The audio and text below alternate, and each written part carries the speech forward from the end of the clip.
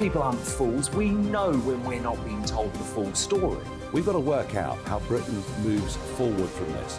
It's the best country in the world. The establishment had their chance. Now we're here to represent your views. Britain's watching. Britain's watching. Britain's watching.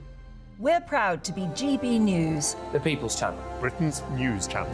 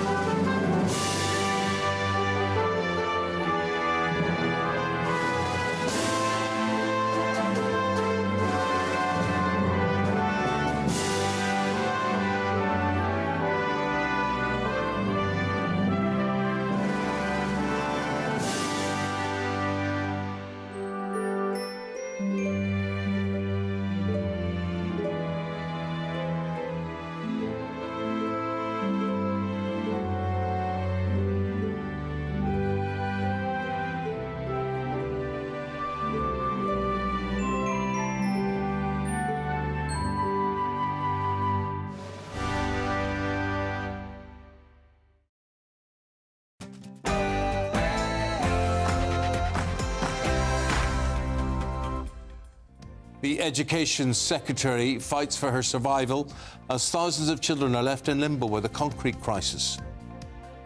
Very good morning to you. It's 6 o'clock on Tuesday, the 5th of September. This is Breakfast on GB News with Eamonn and Isabel.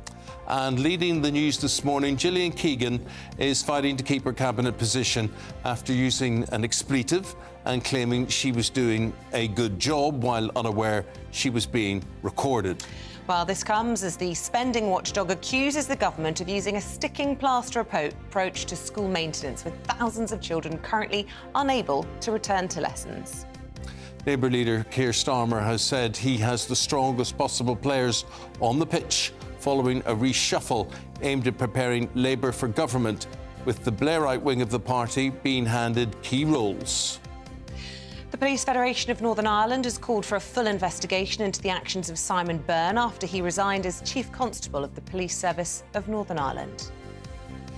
Jack Grealish out of the England squad ahead of games against Ukraine and Scotland. Paul Coyte with that and all the sport. Hi, Paul. Yeah, morning, Eamonn. Yeah, it's a shame, but it's not the end of the world. But another Jack that's out. Jack Draper out of the US Open yesterday. And also, if you're going to headbutt anybody at football, you really don't want it to be Roy Keane, do you? And we'll have your latest weather forecast on duty this morning. Alex Burkhill. Hello, a little bit of mist and fog around first thing this morning, but otherwise plenty of sunshine and temperatures rising even further as we go through the week. I'll have more later.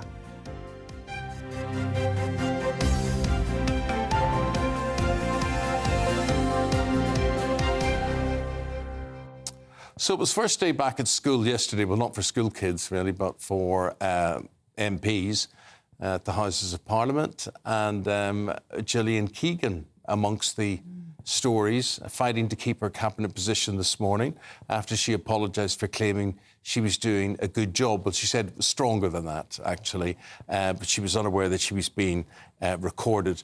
I just want to say, were you offended by that, Isabel? No, I wasn't. Neither was I. Neither was I. So what is all the fuss? This is a mature woman who uses swear word. I think it wasn't the use of the swear word. I wasn't offended by the use of the swear word. What I was offended by was the suggestion that she should be thanked for doing a great job when there are children's lives at risk in classrooms. I think that's probably not going to wash with a lot of parents who are now having to homeschool their children. She hasn't been in the job a year. She hasn't been in the job a year, and she made the accusation that there are others who have been sitting on their backsides and getting away with this for the past 15, 20, 30 years, whatever. And I think it's interesting. I think rather than her job being under threat, the woman should be promoted, absolutely promoted for speaking the truth. The Home Secretary's been under fire. Education Secretary, I think she is, yeah. She what? Education Secretary, not Home Secretary. Oh, I thought this was a different story. No, same one. Oh, right. Anyway, she has been under fire over the past 24 hours for being on holiday. Well, there's a sin. Quel horreur. I really hate when people attack politicians for having a holiday. Yeah. I do. I think, you know, you're entitled to holiday, but anyway.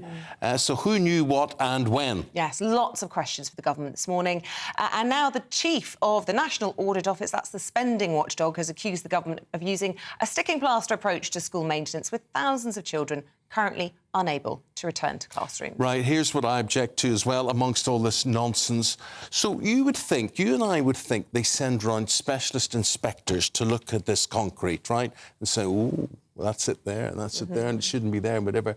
No, they send the headmaster or mistress to have a look, and then if they see any of it, they've got to seal off that corridor, instead of sending experts. So it's left to an amateur's judgment whether this stuff is there or not, and then they send around an inspector probably 12 years from now. Let's speak to political director and analyst Alex Crowley on this one. Right, have you got your knickers in a twist about Gillian Keegan? What's your view?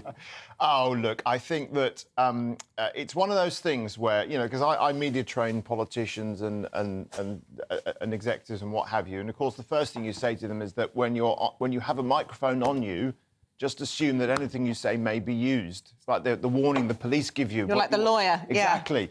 Yeah. So obviously, from a kind of purely professional perspective, clearly it's an unforced error. However, you can understand perhaps some of her frustration, yes, in the sense that warnings about this, well, actually, they were first raised in the 1960s. They were sort of seriously raised in 1994, right? So we're going back quite a long time. You know, there was a report in 2002 that escalated this even further during the period of, you know, 10 years of Labour government. And it was only very recently that they started to properly check the schools. So this has been going on for years and years and years and years. Yeah, and so, yes. And where I sympathise with her, we've got, for instance, Nick Gibb coming on after 9 o'clock. Nick Gibb is the Minister of State for Education, and he seems to have been in jobs like that for 112 years. So was he sitting on his backside? What did he know about it? Rishi Sunak, he was in, well, what we have done is we have invested in whatever. He doesn't talk about how he's halved the school budgets. I mean, there has to be guilt on his hands. Yeah, and I think there is. And David Cameron. There is. Well, look, you could blame a whole cast of actors here about what's been going on, but the real issue, I think, is that this is something. This strikes me as classic Whitehall. Okay, classic Whitehall is an issue that has been bubbling under the surface for years and years and years, that they've just bureaucratic inertia has let develop, and then suddenly, of course, it explodes one day and it lands in the lap of whichever politician happens to be in the building at the time. Yeah. And you know, you could well imagine it was a scenario where yes, she was on holiday, and no, she should not be criticised for going on holiday. I agree with you on that one. And suddenly she gets a phone call saying, well, actually, we're going to have to close these schools now. And then she said, hang on, what? But that report came in at the beginning of August, so you could question whether or not somebody should be going on holiday with schools coming back at the beginning of September. That was when the first reports were out. Well, and I do think the idea that a government minister can come on and expect to be praised when you can see what a catastrophe this is. But I think what's wrong with the media... I think she's done a huge favour to the Prime Minister, because, frankly, the story really is about what our now Prime Minister did when he was Chancellor. And between 2020 and 2021, and it's the front of The Guardian this morning, department officials in the Department of Education were shocked when a request to fund work on 300 schools at risk from crumbling concrete panels was pared down to 100 and later down to 50. So more than half. You know, from 300 to 50. Yes, and look, speaking cynically, you know, Downing Street is going to be, you know, not completely displeased that the focus is on the Education Secretary at the moment for precisely those reasons. I would, however, say that it's probably quite understandable that Department for Education officials would seek to shift the blame over to the Treasury when it's their responsibility to be checking the schools and making sure they're done. Although apparently that's not the case. I mean, that was so yesterday Gillian Keegan was saying that was the local authorities' responsibility, and actually it wasn't hers to check on the safety of the building. Yeah, and actually it depends, of course, on who's meant to be in charge of which building. Of course, it gets very complicated. It doesn't help, of course, that we see a story today as well that there's lots of officials in local government that routinely work from abroad. You know, so... Alex, what I want to know is, when she's not even in this job a year, when she took over the brief, was one of the first things the civil servant said to her, Secretary of State, we need to tell you our schools are falling down? I suspect not. I would like to know if they did brief her on that. They'll never tell us, of course. But if it was such a major issue, then that obviously would have been one of the first things to have been said. I suspect it wasn't because, like most of these things, there is a panic because there wasn't that flow of information. There wasn't those honest discussions preparing the ground to say, OK, well, this is coming down the line and we're going to have to deal with this. And now, of course, everyone's scrambling to catch up. Interesting. Do you think that she can survive this? I mean, some suggestion that she might remain in the Cabinet as a bit of a lightning rod because she is a bit accident-prone, that she can actually be quite useful for the Prime Minister to deflect a lot of the heat. Yes. I think it's probably quite handy if there's a little bit of a row around her position. Again, speaking cynically, although I would say if there's another sort of incident like we saw yesterday, I think there will be a bit of extra pressure there. And the Prime Minister might be forced to act, but I don't expect it. The last thing you want to do in a crisis is change the member of the Cabinet dealing with it, because your focus and energy should be on dealing with the crisis. Speaking of cabinets, big reshuffle in the shadow cabinet yesterday. Lots of talk about this being a more Blairite cabinet than under Blair. A big shift to the centre ground under Starmer. Is this a threat to sort of centre ground Tories? If you know who any of them are. I mean, there's a couple of blasts from the past, including a couple of the cheerleading Remainers, Hilary Benn, etc. Does it make a huge difference to Starmer's fortunes? No. Everyone always looks at cabinet reshuffles for both parties and they say, well, this is important here and this is important there. Most people don't care. It doesn't fundamentally change how people view the leaders of the parties. And I think that would be the same here. I think Labour have got some very talented people in the shadow cabinet. I don't include their leader as one of those, actually. And it always strikes me that you've got a good team but a bad manager there. And yet, if you vote for the team, you get the manager. Yes, although that assumes that the cabinet actually has any power. We think we operate in a cabinet system of government, but that hasn't been the case for a long time. It is a prime ministerial system of government. The Prime Minister is the most powerful person in the room. They decide, and everyone always assumes that it's cabinet government. It isn't really. So everyone always says, well, if the team around them is strong, then we get the benefit of a strong team, and we get all of those positives. But it's always down to the leader. What's going on between the leader and the deputy leader, Angela Rayner? There is no doubt, no one's going to convince me they're similar sort of people. Or whatever. What do you think that relationship is? And is he stuck with her whether he wants her or not? Well, you've got this bizarre system in the Labour Party where they have an elected deputy leader, which means that it doesn't matter what the leader thinks of their deputy. They can't get rid of them.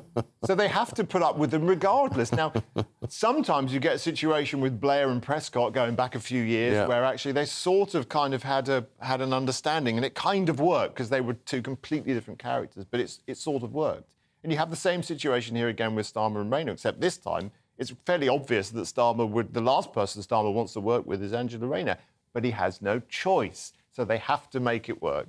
Okay, Interesting. A 21-word title, I believe, the longest title in government. Well, she has. Some more to that, can't we? Keeping it nice and keeping it happy. All right, always good to get your thoughts. Alex, thank you very much. Speak to you again later, Alex. Thank you very much indeed. Your views, as usual, very, very welcome, and we'll feed those in throughout the programme and we'll reflect what you are thinking. Now, the Police Federation of Northern Ireland has called for a full investigation into the actions of Simon Byrne after he resigned yesterday as the PSNI Chief Constable. There have been a series of controversies, data breaches, unlawful disciplining of 2 officers. We're joined now by our Northern Ireland correspondent, Dougie Beattie, on this one. Dougie, so the top man goes. It'll take a long time to find a successor, I would have thought. Well, you're totally correct, Eamonn.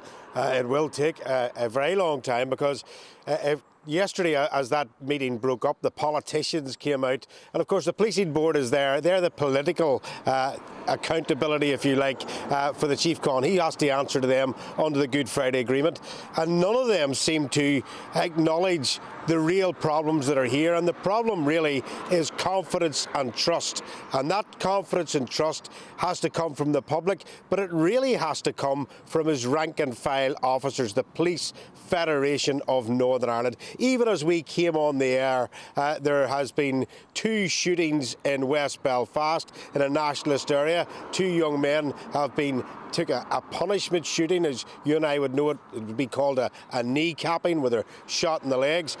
So what would happen there is the police would have to go in there, set up a cordon and look at this scene of crime. Now, if you look at that and you strip that back, what really the Chief Constable will be saying to his officers is, I want you to go into an area that is, there's a weapon in it, 2 men have already been shot, and I want you to go in there and secure the scene. Now, those young police officers need to have confidence that that police management is with them and that they will have their backs at all times. And really, in the last 3 years, that has been very much missing inside Northern Ireland's police service, and the policing board extended the contract of the Chief Constable not more than a year ago. So the Police Federation took a case against the Chief Constable for unlawful discipline of 2 young officers because of what is now judged to be political interference. And really the Police Federation are saying, when we had to go that far, why did we have to go that far? Why didn't the policing board hold it to account? Why didn't the police management inside the Chief Constable's office listen to us? And really that management team inside the Chief Constable's office is still in place. DCC Mark Hamilton is now effectively the Chief Constable of Northern Ireland. So nothing has really changed as far as the Federation are concerned. And worse than that, it's harder now for the policing board to actually appoint another Chief Constable, because really, who on earth would want the job? Do you know what? That was going to be my next question to you. Byrne comes from Cheshire. In the last, he looked after the Cheshire Police Force before this. In the last 24 hours, we have a man shot dead. We've had a fatal stabbing, and the 2 kneecappings that you've talked about there. I mean, this is no ordinary beat.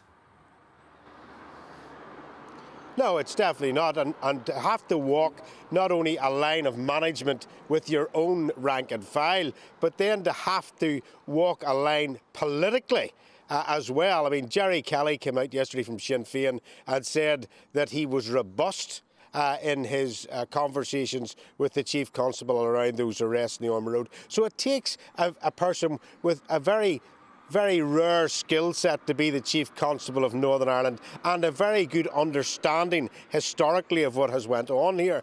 So where they're going to find this new set of skills from is, well, beyond belief in a very short time. So really and truly, we're looking at probably a year here without a Chief Constable.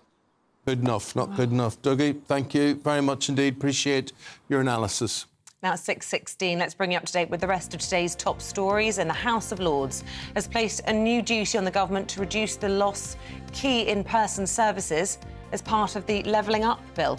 Defeating the government in the Lords, the amendment will aim to safeguard high street banks, post offices and cash machines. 1 in 4 of you say you couldn't afford an unexpected bill if it was around £200. Polling found that 28% of you said the rise in the cost of living has made you feel financially insecure, and keeping up with bills and credit repayments was maybe too heavy a burden. Consumers are calling out supermarkets as more than half say they've noticed so-called skimpflation, which has lowered the quality of food and drink products. Skimpflation is, of course, the downgrade in the quality of ingredients in certain products, while the price remains the same.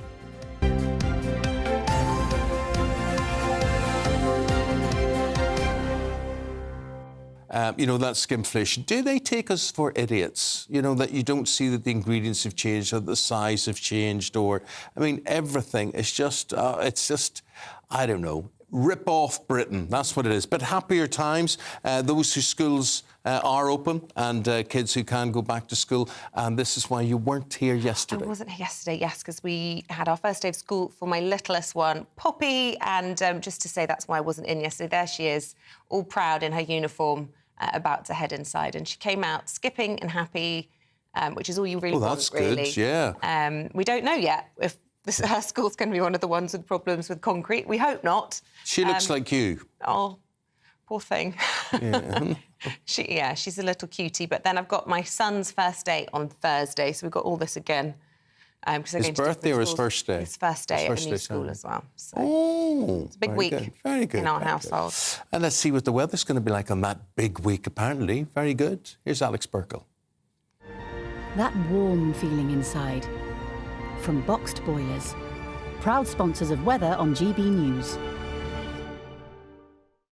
Hello, very good morning to you. There is a little bit of mist and fog to watch out for first thing this morning, but once that clears, there'll be plenty of hot sunshine around, although watch out for some strong winds in the southwest. Taking a look at the details, and yes, once any mist and fog clears away, there'll be plenty of sunshine across the bulk of the UK, the exception perhaps being the far north of Scotland, where there is a front lingering here, bringing a bit of cloud and perhaps a few spots of drizzly rain as well. Otherwise, lots of sunshine. Watch out for some strong blustery winds in the southwest. Now, they will take the edge off the temperatures a little bit, but for many it's going to be a little bit hotter than it was yesterday. Highs around 31 Celsius towards the southeast.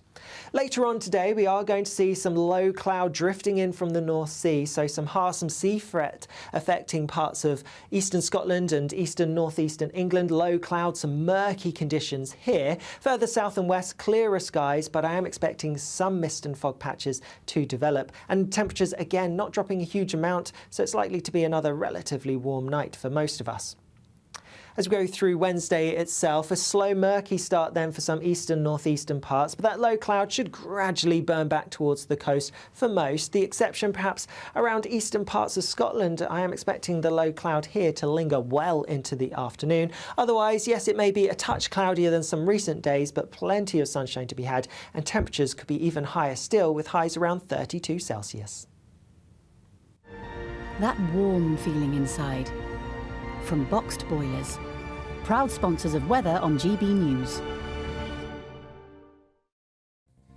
I love this weather. Do you love this weather? I do love this weather. I mean, it is hot, but I love it hot. At one stage yesterday, I went out to the back garden. Good. And it was 3 o'clock in the afternoon. I thought it'll be temperate enough. The temperature was 20 degrees, but it felt 40. Yeah. I could stick it for 20 minutes. It was so hot. Yeah, no, that is true. We don't do dry heat, do we? We do some muggy heat, so it's kind of unbearable. It is funny how it can be warmer with cloud. It can be cooler without cloud if you get a bit of breeze or whatever, but there was no breeze yesterday and it was hot, hot, hot, hot, hot. So you talk about that shrinkflation and whatever. There are certain lollipops that I was sort of trying, sampling. To cool you down. Just to see, yes, you know, just to regress into my childhood. And they're all tiny. Yeah. Or else my mouth's got bigger. I'm not exactly sure what it is. Talking about big mouths, Paul Coyte with all the latest sports stories. Britain's Jack Draper knocked out off the US Open. What you get for breakfast is something that, if we do our jobs right, you will wake up to news that you didn't know the night before. It's a conversation. It's not just me and Eamonn. We want to get to know you, and we want you to get to know us. From 6, it's Breakfast with Eamonn and Isabel. Monday to Thursdays on GB News. Britain's news channel. When the news happens, it happens here. And really important breaking news. Breaking news this morning. On TV, radio and online, the news starts here on Britain's Newsroom. All the biggest stories and the answers that you need from across the UK and beyond. Join Britain's Newsroom from 9:30 on GB News. The People's Channel, Britain's news channel. Join me, Patrick Christie's Monday to Friday, 3 till 6. We tackle the day's news agenda like you've never seen before. It's high tempo, high octane, the most controversial topics and the best guests. You will not be able to take your eyes and ears off it. I'm not afraid to ask the questions that you really want answered. 3 till 6 p.m, Monday to Friday on GB News, the People's Channel, Britain's news channel. Westminster is going around in ever-decreasing circles, followed by the media. Britain is broken. How on earth did we get into this mess? But more importantly, how do we get out of it. Join me at 7 p.m, Mondays to Thursdays on Farage here on GB News. We will have open, rational debate. We've got to work out how Britain moves forward from this. Join us here on GB News, the People's Channel. Britain is watching. People in Britain, they love free speech, but they also love fair play. I don't care if I'm speaking somebody from a trade union, from the Labour Party, somebody from the SNP. And I think the viewers like to see that actually we can challenge one another, but in a positive way. We think we ask the questions that people want to ask, and often we ask the questions that we wanted to ask in Parliament but never got the chance to ask. So join us every Saturday, 10 a.m. till noon on GB News, Britain's news channel.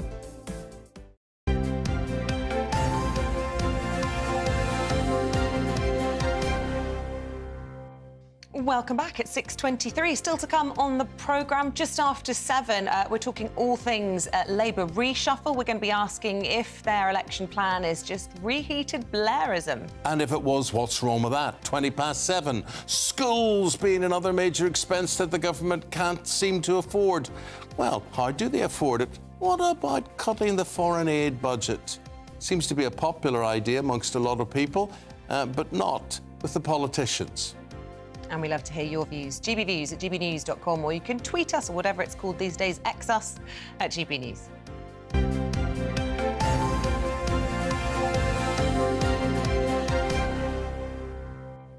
That's a very good point. Exy. Yeah, it's very Exy. Or not so Exy. I like it less than ever, I must say. Yeah. Sorry, Elon. Oh, there's so many. Oh, no, can't even go into it. Conspiracy theories and whatever. Back pages. Scold Trafford. This is the Star. Jadon Sancho. He's, he wasn't happy with his boss. He's now going to be fined by United for social media outburst. He'd been out the door if Fergie had been in charge. The Mirror leads the same story. The rift between Sancho and Eric Ten Hag is said to have reached breaking point. Meanwhile, the Mail leads with the US Open. This is the tennis. Jack Draper crashes out off the last 16. What's that round his neck? What is that, Paul? It's like a dead sheep. It's a huge white sausage that he's got around his neck. Yeah, it's Harry Kane's white sausage. Bavarian white sausage. Do you like white pudding? Do you know this black pudding? You know, if it's white, I was in Norway and I had the white sausage. And maybe if I didn't see it, yes, it's the whiteness of the sausage. What, so black's okay? Yeah. I don't know what, it was just something, it's because it looks kind of like it's not cooked. Yeah, or like a baby lamb or something. Oh, goodness me. So what was that around his neck? Like a heat pad or...? I don't know.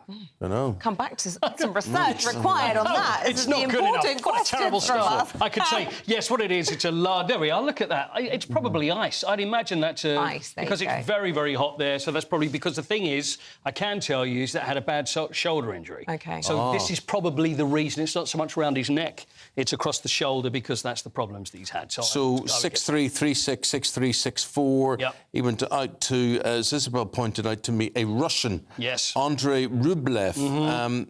I personally have a problem with Russians being allowed to play in major tournaments. It's all forgotten now. Nobody seems to make any fuss about it. It's the same as everything. It's like the whole Saudi Arabia thing. Saudi Arabia in sport, we can't do this, we can't have boxing here because of human rights record, because of football. And then after a couple of fights and after a couple of games or whatever, it's all forgotten about. It's all forgotten about. But I feel the same way about Russians playing. They say it's not fair on the players. But I don't like it either. But Jack Draper's done really well, and he's got to the last 16. As we mentioned, he's had injuries, couldn't play at Wimbledon, and he's a great young hope for us. The other interesting one is, are you familiar with Jennifer Pegula? Now, she is the American #1. Really good tennis player, world #3. But because she's just got knocked out as well, she's now the highest-ranked player never to win a Grand Slam. So I'm looking at the psychology of this. I try and look deep into what's going on. Now, her parents own the Buffalo Bills American football side. They're billionaires. Now, Terry and Kim Pegula. Is she attractive?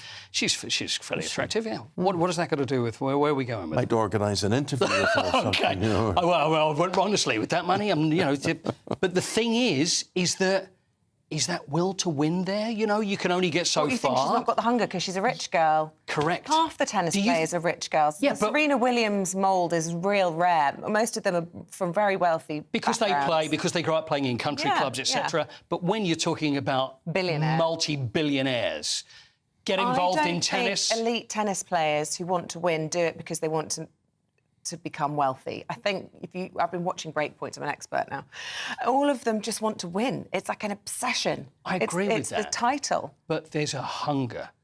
That comes from somewhere. From wanting. We've seen that in lots of people in different walks of life, especially in this business and then in sport, and often the ones that get that extra bit. Maybe. There's an anger, there's a hunger there, and I wonder whether it's there with Jennifer. Am I being a little unfair, do you think? Depends if you've got the hunger to eat a white sausage or not. See, I don't have the hunger. I'm too nice, you see. I don't have the. I don't want the white sausage. The hunger to win at Manchester United. Yes. Eric Ten Hag. He talks about being a winner. He doesn't think Jadon Sancho mentally is up to this. Sancho's basically saying, come on, give me a break. And Ten Hag will now take disciplinary action. Well, they're unhappy. Ten Hag is unhappy and the team are unhappy because they feel they've given Jadon Sancho a lot since he hasn't been playing well, and they've helped him out. They've sent him over to the Netherlands to train mentally, whether he's in the right place as well. They're saying, look, we've done everything we can. So they now feel that he's betrayed them. You know, I can't see how this is going to end because you've got a player and a manager. The manager is always going to come out. I would say United would want to offload him somewhere, but at 73 million or whatever. And transfer window is now closed. Yeah. So whether it's for January or whatever it happens to be, but see unless he's burnt his bridges, unless we can really look good. But you see, there will be a lot of players who haven't flourished, and the transfer policy at United will be questioned, and so it is a real mess. But you would imagine that from how he did it at Borussia Dortmund, he would be fine. But it just hasn't worked out. But this is when there's another jinx here. Anthony, he's Brazilian. And Brazil have dropped him from their squad. Why? He cost 84 million quid. Allegations of abuse by his former girlfriend. So he's accused of attacking his former girlfriend. And this was in a Manchester hotel back in January. So the story's been going around for a little while. He's denied the whole thing. Now, it looks like there's police involved in this as well. So, obviously, it's a second allegation of domestic abuse because we know what's happened with Mason Greenwood as well, who's now gone off to Getafe to play for them. So, Brazil have decided that they are going to drop him. He's not going to play in these friendlies that are coming up now. And now we'll have to see what Manchester United are going to do. There's no word from Manchester United, but it's almost like another thing that has come across them in a similar vein. No, here's something, physical violence again, very disturbing. This was at the Emirates on Sunday. Roy Keane attacked, head-butted, brave man or a very drunk man to have done that. Man, I think, but there's a picture of this guy. It's in the Sun. Where's the Sun disappeared to again? It's on the front page of the Sun. Yeah. We have to get the video. So this guy... he's been restrained by Miko Richards here now. He looks all quite relaxed and thuggish there, but apparently he head-butted Roy Keane. The thing is, there's a picture of him in the Sun today, and he's all suited and booted, shirt and tie, bit of an executive. Means nothing, my friend. I know. If you see some of it's an expensive ticket he's got. It doesn't matter how much money you've got. It doesn't buy class in situations like that. Yeah. Sometimes I've seen it before.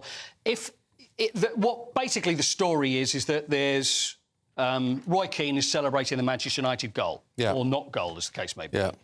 Arsenal fan that's in front. If ever you get, and you know that, if ever you get an away fan in an area where there's home fans, I mean, I had it with Brentford. Do you remember I talked about that? It'd be really good. Yeah, with your son there. In that situation, you have to keep a lid on it. Well, he's there in the punditry studio for Sky, so he's celebrating, and then another guy has taken umbrage at that.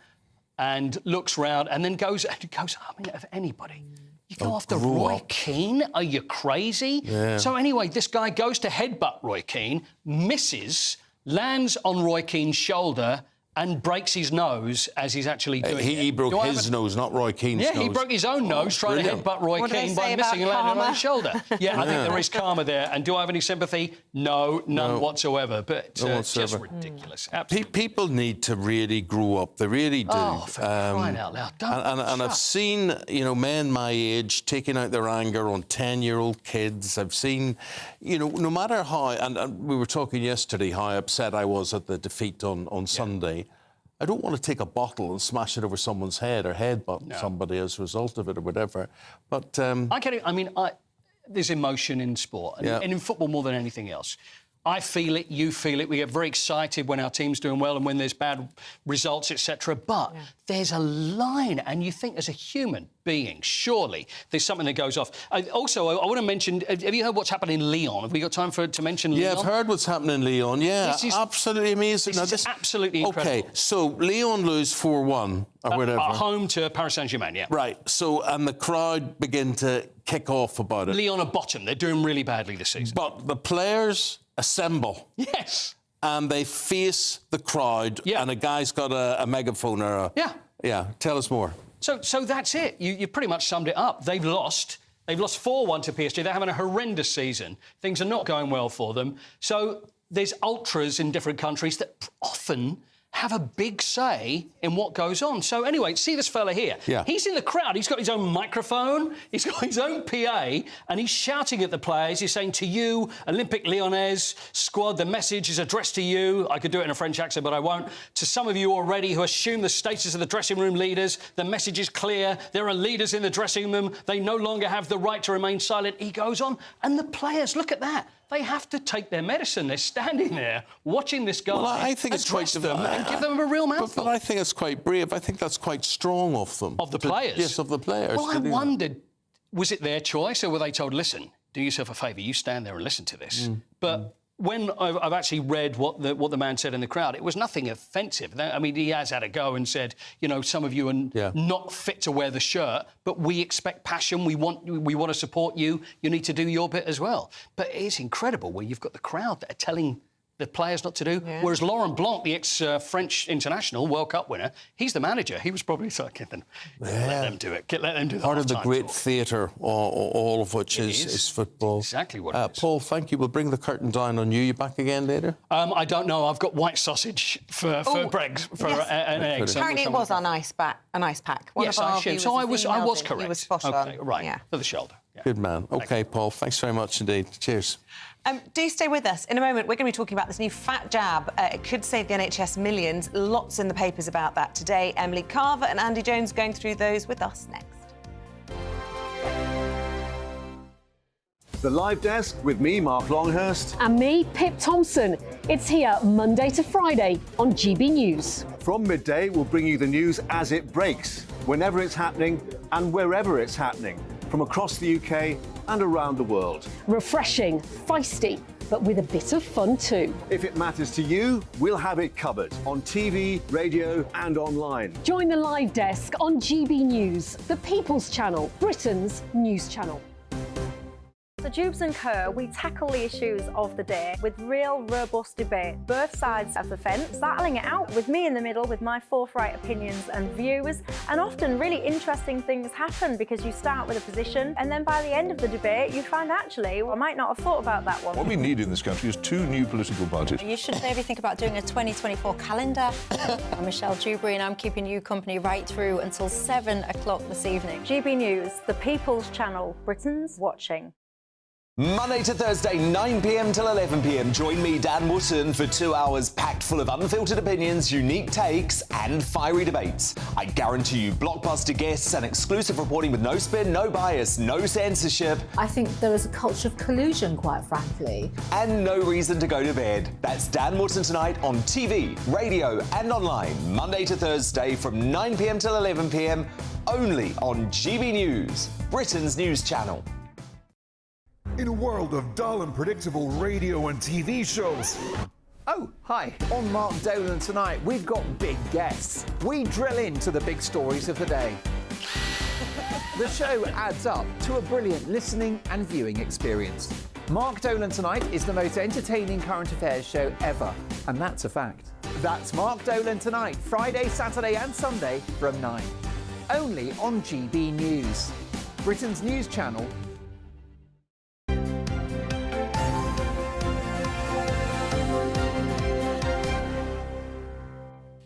Welcome back. We're going through the papers this morning. Let's take a look at your newspaper front pages, starting with the Telegraph, leading with the Education Secretary Gillian Keegan fighting for her job, they say, after yesterday's hot mic gaffe. Times got a concrete crisis as well. The head of the spending watchdog has accused the government of a sticking plaster approach. Here's the Eye, leading with Keir Starmer's decision to promote MPs from the Tony Blair era in what they call a final reshuffle before next year's general election. And the Daily Express, the miracle weight loss jab, and it claims it could save the lives of millions and cut £6.5 billion from the NHS obesity bill. And joining us to go through the papers in more detail this morning, we have columnist for Conservative Home and GB News presenter Emily Carver and the writer and journalist Andy Jones, and a regular on this programme. Good morning and welcome to you both. Morning. Let's start with you, Emily. This concrete gaffe, I mean, the Telegraph have her fighting for her job. Do you think that's the case? Do you think she's going to have to struggle to stay in Cabinet, or do you think the Prime Minister's actually quite grateful that she deflected a lot of the heat off him yesterday? Well, maybe. Yeah, that could definitely be the case, but there's many Tory MPs who seem to have spoken to the Telegraph saying how awful she is. Is she awful or awful for doing this? Well, mixture. One says the way she conducted herself shows she is selfish and shameless and not fit to stay in office. Another Tory MP says she's been over-promoted. Then there's lots in this article about the fact she was on holiday very late in August when the exam results were coming out. Could she have acted quicker when it came to these buildings, these schools? It's a tricky one, really, because this is a problem that clearly has been known of for many years. But should the Conservative government really have done something sooner? Are there people in Whitehall that are to blame? Are there other people in education who should have flagged this sooner? I mean, it all seems to have been a panic since there was one incident in one school, and now they're scrambling around trying to fix this. And, of course, the school term's already begun. So it's all a bit of a mess. I don't know if ITV What do you mean there's one incident in one school? You're basically saying this is all blown out of proportion. No. What I'm saying is that they've only started panicking about it and trying to find a solution to this when there is an actual incident. Surely there should have been some pre-planning, but that's government for you, pretty useless. This hot mic rant, though, I'm not sure I'd call it a rant. It reminds me a bit of the Gillian Duffy case. Do you remember when Gordon Brown was caught? Oh, yeah, that bigoted woman. Calling a woman bigoted because she was concerned about immigration, I think. And these sorts of things can bring down ministers, and it's certainly not a good look for the government, really, is it? Rishi Sunak scrambling around to try and improve their polling ratings, and it's just going terribly badly. And do you think it was worse that she swore or that she was talking about people sitting on their ... And I'd quite like to know who she was referring to. Yeah, it's worth not just looking at the fact that she spoke out of turn, but who is she speaking about? And it wasn't just a hot mic moment, it was a hot camera. I mean, she was still on camera, gas bagging away. But she's talking about government inaction here, whether that's government in her own department, whether that's Whitehall, whether that's the Prime Minister. And it's worth knowing that Rishi Sunak cut the budget for these schools repairs himself.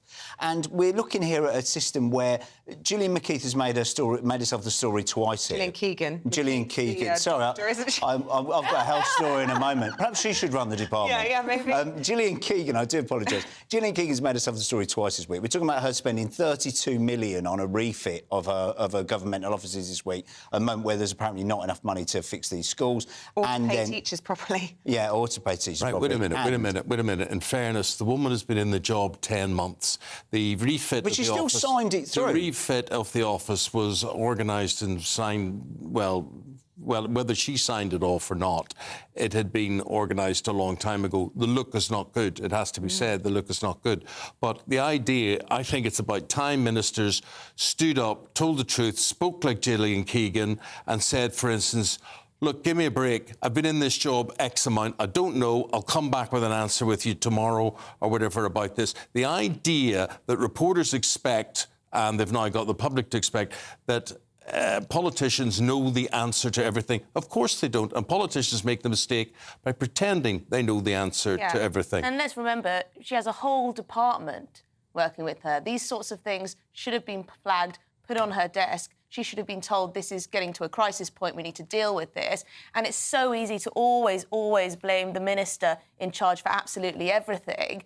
But she is not a boss in the same way as the CEO of ITV is. She can't be across absolutely everything that's the going civil on service run things. But, you know, Sunak wheedles his way out of this. He cut the budgets all that time ago, and then he does that double-speak politician.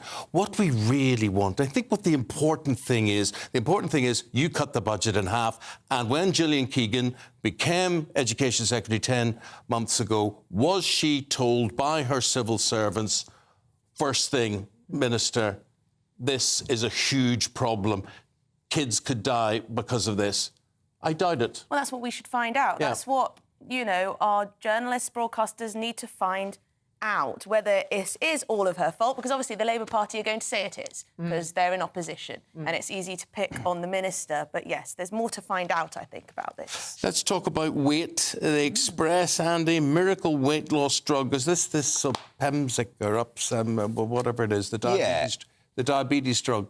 So there are two drugs that are broadly in this family. There's Ozempic and Wegovy, which I think are brand names of each other, and they become interspersible terms. They're talking about £6.5 billion being saved by giving people this weight loss drug. This will be by 2028.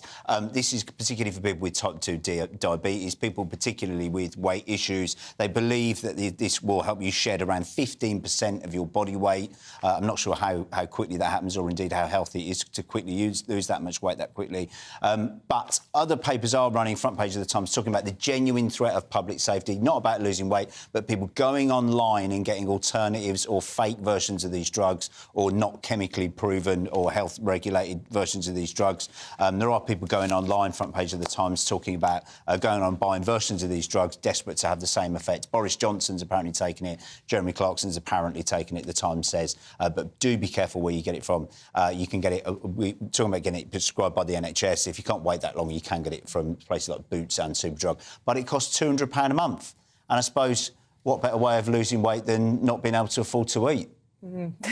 Is there a worldwide shortage of it, did I read? Because there's such a huge surge in demand. I would love to know what it's made from and what we're suddenly mining to try and stop us eating too much. Because it's an appetite suppressant, ultimately, isn't it? The world's gone crazy because we need help with our appetite. Well, of course, maybe if we hadn't been locked down for so long and we're all now working from home, it's amazing, isn't it, when you don't go and get your own shop and you get it delivered, you don't go anywhere other than the bed to the fridge to the kitchen, and then you don't travel to work, that people start putting dramatically on weight.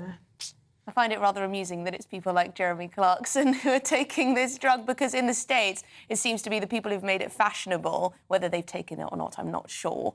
But people like the Kardashians and other sort of female celebrities who just want to shed a few pounds so they look good in their dresses on the red carpet. Yeah, who thought Boris Johnson and Jeremy Clarkson would be influencers? Well, I don't want to be mean, but it doesn't seem to have worked particularly well for either. Well, Boris said it didn't work for him. Right. He just felt sick, and I think he probably ate through it. Well, I believe that is the point. It makes you feel terribly sick, and therefore you lose your appetite. But I don't know if I'd switch my appetite for feeling sick all the time. It sounds like morning sickness. Just make yourself ill and then you've got no appetite and you've got no money because it's £200 a month. It's fine. The thing about this is there's a series on Apple Plus called Dope Sick, I think it is. And the one I'm watching is on Netflix called Painkiller. And it's about the opioid crisis in the USA. And it is scary to watch. I've watched both. How good? Have you? I mean, it's fascinating, but terrible. But depressing as well, and how they create tablets that will get you well, but not well enough, that you'll always need, and they are addictive, so you'll want an increase in your dosage, and people get very, very rich out of all of this. It really was quite sad. And they prescribed them in doses far... Constant Gardner as well, about all the stuff that goes on in pharma and all the meds, and they also made a film out of it, didn't they? It's corruption. Yeah, well, fentanyl was originally a painkiller, wasn't it? And it's 100 times stronger than heroin and all this sort of stuff. And I'm thinking, well, why have you made a drug that strong anyway, right? Right. Ooh. Where to go? Oh, let's talk about personality traits in couples. Apparently they've discovered now that opposites actually don't attract. Emily, this is in the Mail. Yes, this is in the Mail. Let me just turn to this. They've done this big survey, and yes, that adage is not true, according to all the statistics that they've found anyway. So you are most likely to couple up with someone who shares your similar traits. So when it comes to political, religious attitudes, level of education, certain measures of intelligence, also height. And they're worried, actually, that if, too many... that will have extremes of height if people only couple up with people who are the same size as them. But yeah, this is quite interesting because I always thought this. I mean, you're hardly going to go with someone who's a complete opposite of you. Maybe you would for a few months, but it's not going to last, is it? I think you have to have having similarities is absolutely key. Yeah. I think background in families is definitely key because when your families all come together, there could be nothing worse than...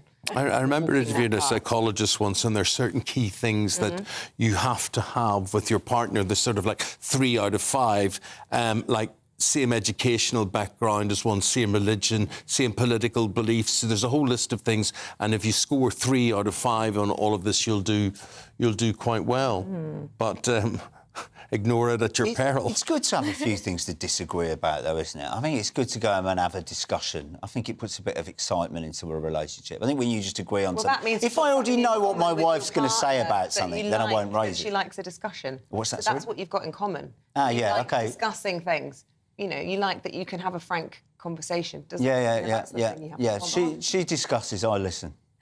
That's how it works. But that's a skill. That is a skill in itself, which I don't possess. Yes. But that is... This is why I like coming on here, because I get to speak. But it's quite interesting because it says that do. people match up to by their medical conditions and, weight. I said height before, so it's physical attributes as well as what's going on in your head. I just went for the opposite of the one before when I chose my husband. So it wasn't opposite to me. I just thought, that didn't work. I'll try this. I think a lot of people do that as they bumble along. How are we all going to sleep this week, Andy? It's going to be very, very hot throughout the week, which is a nice thing, a good thing. But a lot of people find that difficult then to get a good night's sleep. Yes, I think we're all struggling with a bit of productivity at the moment, but let's look on the plus side. Last summer blast, we've had no summer all summer, and it's nice to have a hot week, and it very much caught me out yesterday when I got dressed and I walked out as if it was autumn, and it was a very quick wardrobe change. And I think you enjoy it. Tropical nights. We'll soon be moaning about the snow, the wind, the rain. For the kids, isn't it? I mean, they had really hot weather just before the schools broke up.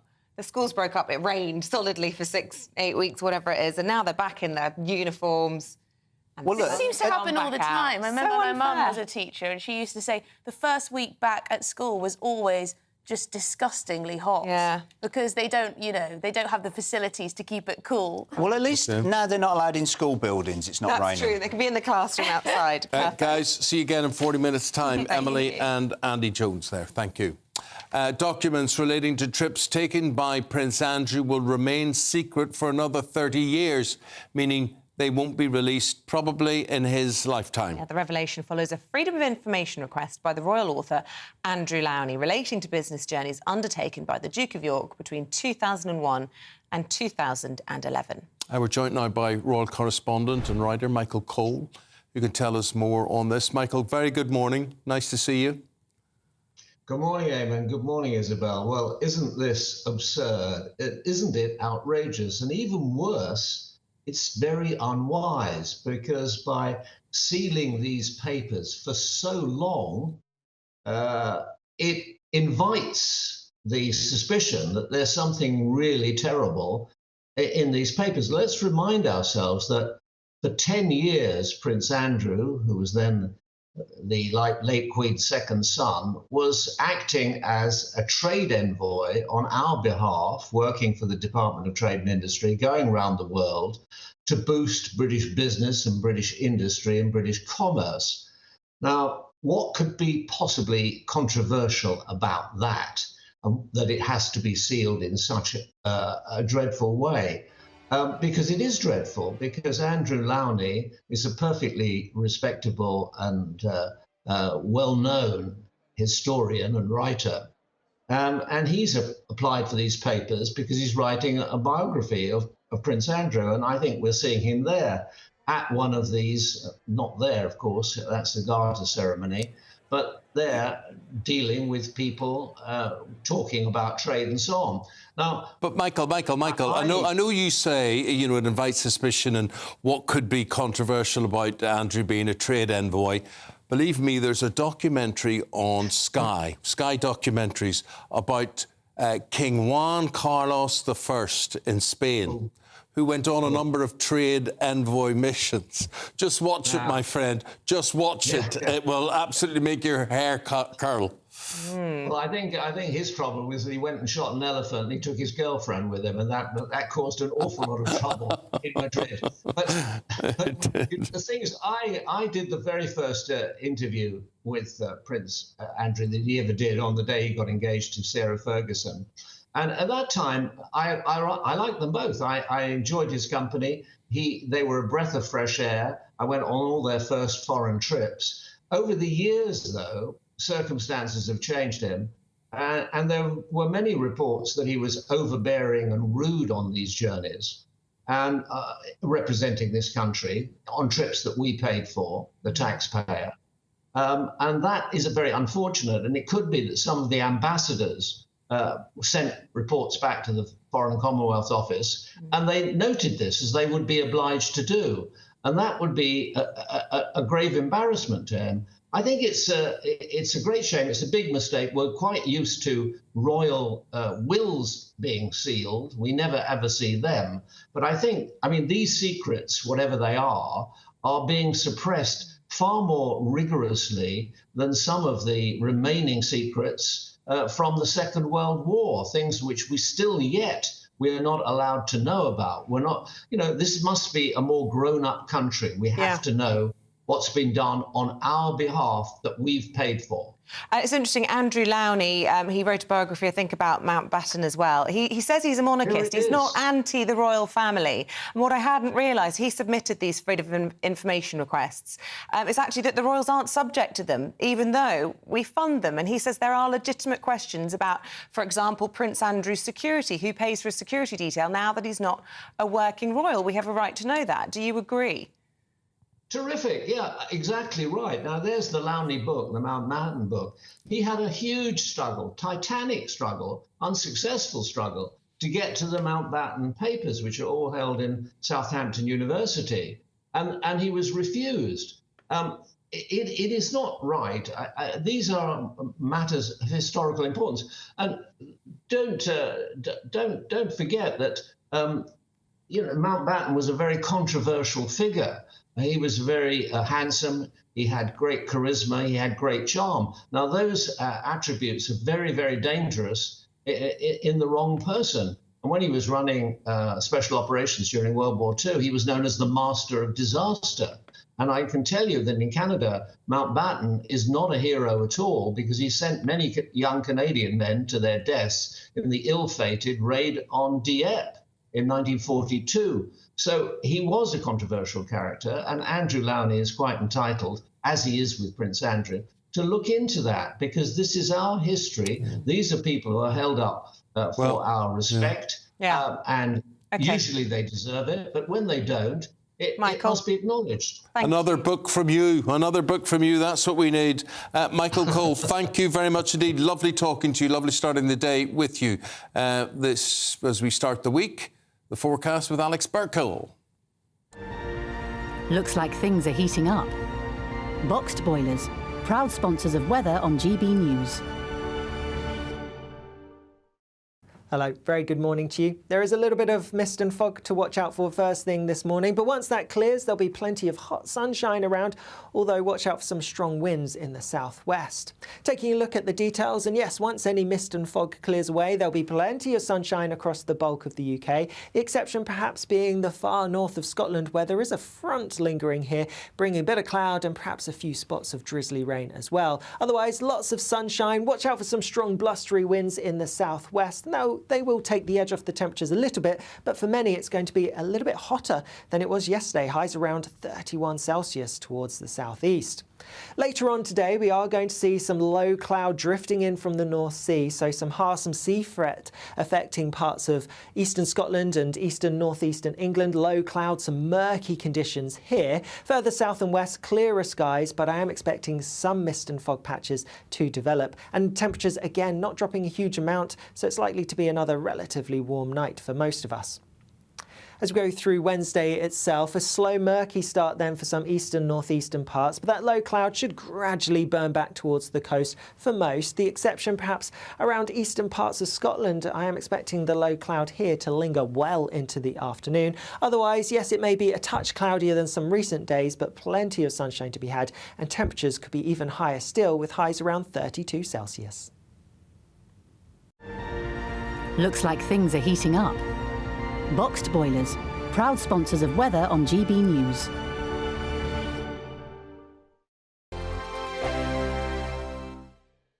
Monday to Thursday nights on GB News. At 6, it's Dubes & Co. 7 o'clock, Farage. At 8, join Jacob Rees-Mogg. And at 9, Dan Wootton Tonight, followed by headliners. On TV, radio and online. This is GB News.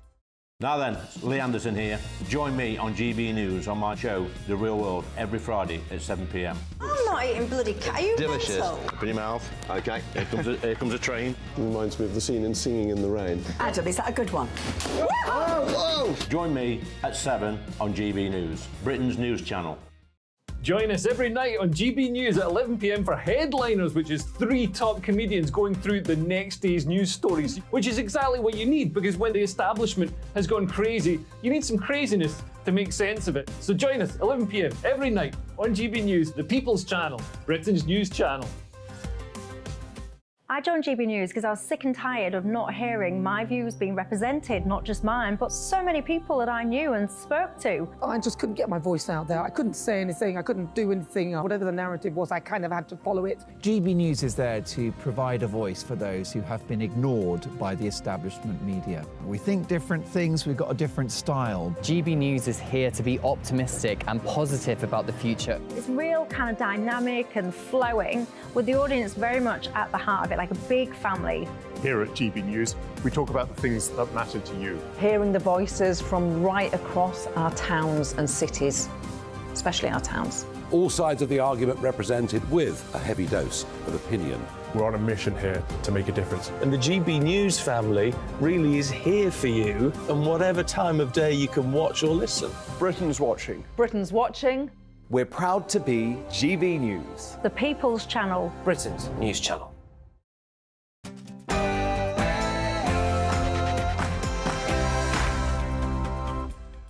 The Education Secretary is fighting for survival as thousands of children are left in limbo by the ongoing concrete crisis. A very good morning to you. It's just gone 7 o'clock on Tuesday, the 5th of September. You're tuned into Breakfast on GB News with Eamonn and Isabel. Here's what's leading the news this morning. Gillian Keegan is fighting to keep her cabinet position this morning after using an expletive and claiming she was doing a good job, while unaware she was still being recorded. It comes as the chief of the spending watchdog accuses the government of using a sticking plaster approach to school maintenance, with thousands of children currently unable to return to lessons. Keir Starmer, meanwhile, has said he has the strongest possible players on the pitch following a reshuffle aimed at preparing Labour for government. 5 of his new top team were special advisers under Tony Blair. The Police Federation of Northern Ireland has called for a full investigation into the actions of Simon Byrne after he resigned yesterday as Chief Constable of the Police Service of Northern Ireland. And it's going to be another glorious day. We'll have a full forecast with you with Alex Burkill. Hello, a little bit of mist and fog around first thing this morning, but otherwise plenty of sunshine and temperatures rising even further as we go through the week. I'll have more later.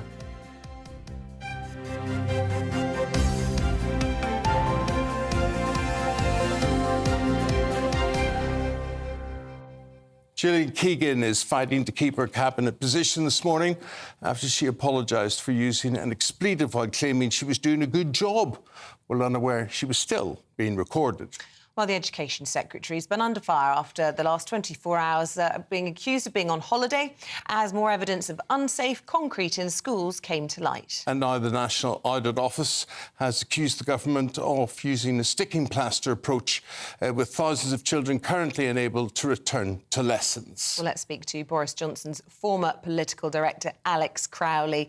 Look, it's a bit of a hot mic gaffe, an embarrassment, but is there a more serious point in all of this when we've got the chief of the National Audit Office, that's the spending watchdog, saying this is inevitable if you're going to take a sticking plaster approach to essential repairs to school buildings. That's rather curious. I thought the National Audit Office was politically independent, but apparently not. Well, do you think that's a political statement, or do you think that's a statement about the funding of buildings? I think the timing of the statement is intensely political. Just at the moment when the government is under pressure and questions are being asked about whether they had properly funded school maintenance programmes, the head of an independent body decides to write an article in the Times accusing them of using a sticking plaster approach. I wonder if he's also going to take a job with the Labour Party like Sue Gray did. Fine. There may well be a fair point to say, has the government over many, many years, and this problem has been going on over many, many years, concerns were first raised in the 1960s. The government has said that they've known about it since 1994. So there are interesting questions to ask, but I don't think it's solely for this government. Yeah, but does that wash when you've had the same party in power for 13 years? People will say, well, she's only been in the gig for a year. There have been 10 education secretaries during that period of time. Somebody has to take responsibility for this. And my question is, should it actually be the Prime Minister? And this hot mic gaffe yesterday actually took a little bit of the heat off him. But people in the Department for Education saying, actually, it was the Treasury that cut the funding for the essential repairs during 2020 to 2021.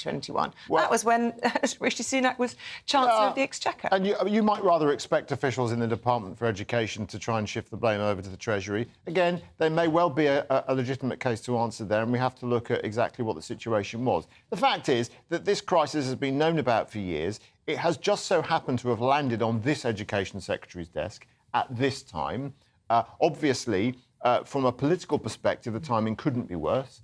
Rishi Sunak was hoping to come out of the summer into the new political season, refreshed and reinvigorated and relaunched. And, of course, now all everyone wants to talk about is this issue, which, is, of course, is a very serious issue.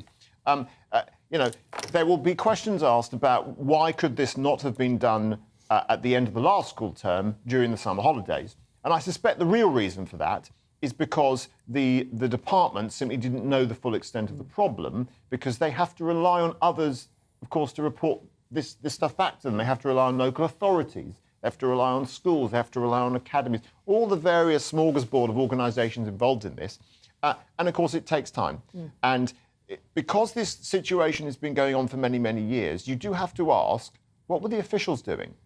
The officials who've known about this for decades. Yeah, lots of questions for lots of people. I think that's fair to say. And I noticed that the Education Secretary apologised for her language, but she didn't apologise for asking for somebody to thank her for her hard work. Do you think that the journalist was remiss for not thanking her for her hard work? Is that their job? I wouldn't necessarily suggest it's right for a journalist to thank any minister for doing their job. Look, it was an unforced error. Rule 101 of media performance training and crisis management, when the microphone's on, you expect it to be used, which it was in this case. However, there's a broader thing here with this so-called gaffe, OK? The more and more you get these situations where the media has a gotcha moment on a politician, and this one was fair game, I accept that, but the more and more you have this, the more you're going to get politicians that don't say anything. The more and more you're going to do interviews with politicians of all parties, and they're going to be robotic. They're just going to stick to the line. Well, this is her big selling point, isn't it? That she's a breath of fresh air. She shoots from the hip. She says what she thinks. But obviously, this was an unguarded and, as you say, an own goal. Yeah. What about who she was talking about? Who do you think she was referring to? People sitting around on their ... Well, that's a very interesting question, and I suspect she will be asked that in her follow-up interviews. If I had to guess, I would say that she was referring to the many, many officials and local authorities who, over decades, have known about this problem. It's all been published. It's all it's not been a secret that this has been a problem. And there are many, many people who have been involved in trying to fix this. And I imagine she was venting some of the frustration that it happened to have landed on her desk at this moment. Now, of course, that's what you sign up for as a minister, the unexpected. You have to deal with these crises, and she will probably feel that she is doing the best that she can in a world of limited information. Meanwhile, big cabinet reshuffle for Keir Starmer yesterday. Lots of people saying he's trying to get his ducks in a row before trying to win the election next year. We're about to speak to one of the big casualties in a minute, Jonathan Ashworth. He was demoted. Yes. What do you make of it all? Obviously, you're coming from the other side of the political spectrum, but I suppose it's always interesting to see which direction the party's in going. Some people are saying no new ideas. Other people are saying this is getting serious. They're going a bit more to the centre ground, bringing in former key Blair figures. 5 former Blair advisors in his shadow cabinet now. Yes, Keir Starmer not having any original ideas of his own has to go back to the Blairite years to bump up things there. Look, there's always obsession about who the team is, who's in the cabinet, who's not in the cabinet. The reality is it's the leader that matters. That's when voters go to the polls. That's who they have in the top of their mind. Who do I want to be leading the country? Is it Rishi Sunak or is it Keir Starmer? The people around them are fairly incidental to that, unless, of course, they're mad. Which they were in the Jeremy Corbyn years, and it's happened for the Tories as well, of course. So I wouldn't set too much store by it. It's interesting for the Westminster bubble to see who's up, who's down, but people still don't really know what Keir Starmer stands for. We wait to see. Who were you referring to there, the Tories? Bit of Liz Truss dig there. I couldn't possibly comment. OK, Alex Crowley, thanks very much indeed. Thank you. Let's go to Northern Ireland now. The Police Federation there has called for an investigation into the actions of their former Chief Constable Simon Byrne. This follows a series of controversies, including data breaches and what turned out to be unlawful disciplining of 2 officers. Let's go to our Northern Ireland reporter, Dougie Beattie, for his take on this one. The last thing Northern Ireland needs is instability at the top of law and order, I suppose. So who runs the shop now that Simon Byrne has gone, Dougie? Well, it seems to be Deputy Chief Constable Mark Hamilton will take his place, not as officially as the Chief Constable.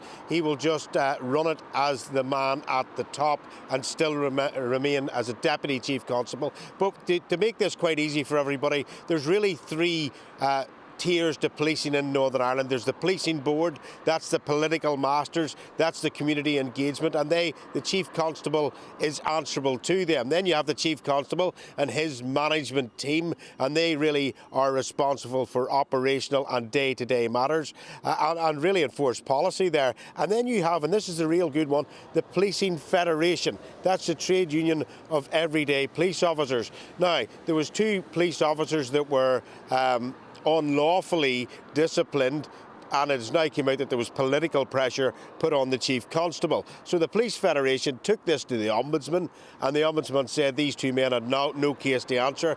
Then they took out a judicial review. Now, this is the problem. The judicial review came back and said that their discipline was unlawful. Now, this comes on the back of a funeral during COVID. It comes on the back of data breaches. But here's the big point for the Police Federation. In that period of time, the policing board extended the contract of the Chief Constable. So the rank and file officers very much thinking we're not being listened to. And in the last 24, 48 hours in Northern Ireland, we've had 2 shootings, 2 kneecappings, punishment shootings in West Belfast. We've had a stabbing and we've had a murder. Now, if you're asking your young officers to go into these areas, some of them where they themselves will be targets, say the kneecapping, for instance, in West Belfast, and you're saying, set up a crime scene there, set up a cordon, and by the way, we know that there's an arm in there, we know that there is a gun, a weapon in there that could be turned on you if you're brought in. And those officers are saying, do we have faith in the management of the PSNI? And very much that's not going to happen. The Police Federation will appear in front of a Westminster committee at about 9:30 this morning, then followed by Assistant Chief Constable Christopher Todd. Dougie, thank you very much indeed. We'll leave it there. Well, we can speak now to the brand new Shadow Paymaster General, Jonathan Ashworth. A very good morning to you and welcome to the programme. I believe he's just appearing in shot. There he is. Good morning to you.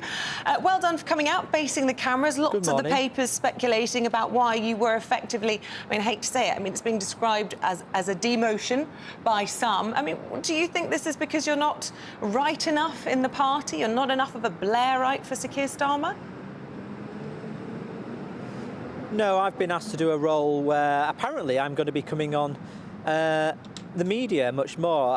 The spin doctors out there apparently were briefing this as a shadow minister for the Today programme, but I like to think of it as the shadow minister for coming on GB News in the morning. Smooth, very smooth. Well, I'll tell you, Anna, it surprised me that, if that is your role, congratulations, and that is, very, very good, because I do genuinely think, Jonathan, not only are you a very capable politician, you are a great communicator, and you're someone that I think more politicians could learn from, and that is you speak in everyday language, so you can communicate with you, and you're perhaps not going to throw a strop the way we've seen in the past 24 hours or so. All of that said, I don't have to agree with everything you say, and you're going to tell me about these crumbling school buildings. Awful, appalling, ghastly. But it happened under your watch as well, Labour. But it's an absolute shambles what's happening now, isn't it? And of course, Labour had a big rebuilding schools programme. One of the first things the Conservatives did when they got in 13 years ago, a long time ago now, 13 years, but one of the first things that they did, of course, was cut that school's rebuilding programme. Look, this is really serious. I've got a school in my own constituency, a primary school, which actually closed at Easter. And the pupils, the young pupils at that primary school, spread out, across 4 or 5 different sites. Some of them on a site at a local secondary school, some of them in community centres. A local mosque was helping them with one of their centres as well. I mean, the community's really rallied round, but even today there are pupils at that school, because it's not open, being ferried across the city of Leicester in buses. That's costing thousands of pounds, and the temporary accommodation that we're expecting to be built, not actually the school getting rebuilt, the temporary accommodation that we're expecting to be rebuilt won't come online until probably by February next year. And that's when the school closed in April. So it's an absolute shambles. And parents across the country watching the TV this morning and watching GB News this morning, I think will be absolutely appalled. But Jonathan, at the as I said, it happened under the Blair government and the Brown governments as well, and it's a massive issue. People are kicking the can down the road because the cost is huge to actually sort this out. But we had a programme for rebuilding schools, and as I say, after 13 years ago, when the Conservatives first got in 13 years ago, they cut that programme. And I think today, look, when you've got sort of roofs at risk of collapse in various schools across the country, pupils really worried. You've got the Education Secretary expecting to be thanked and congratulated by parents. And then, of course, when you step back, it's not just the schools. Air traffic control was in a shambles last week. Our rivers are full of sewage. Our hospitals can't cope with the backlog for treatment. Nothing works in this country after 13 years. It really is time for change. Yeah, but may I say, the defence that the Education Secretary's come out with is actually it's not her job to be responsible for the safety of the buildings. That's often, in actual fact, the responsibility of the local authorities, many of whom are not Conservative local authorities. Do you accept that?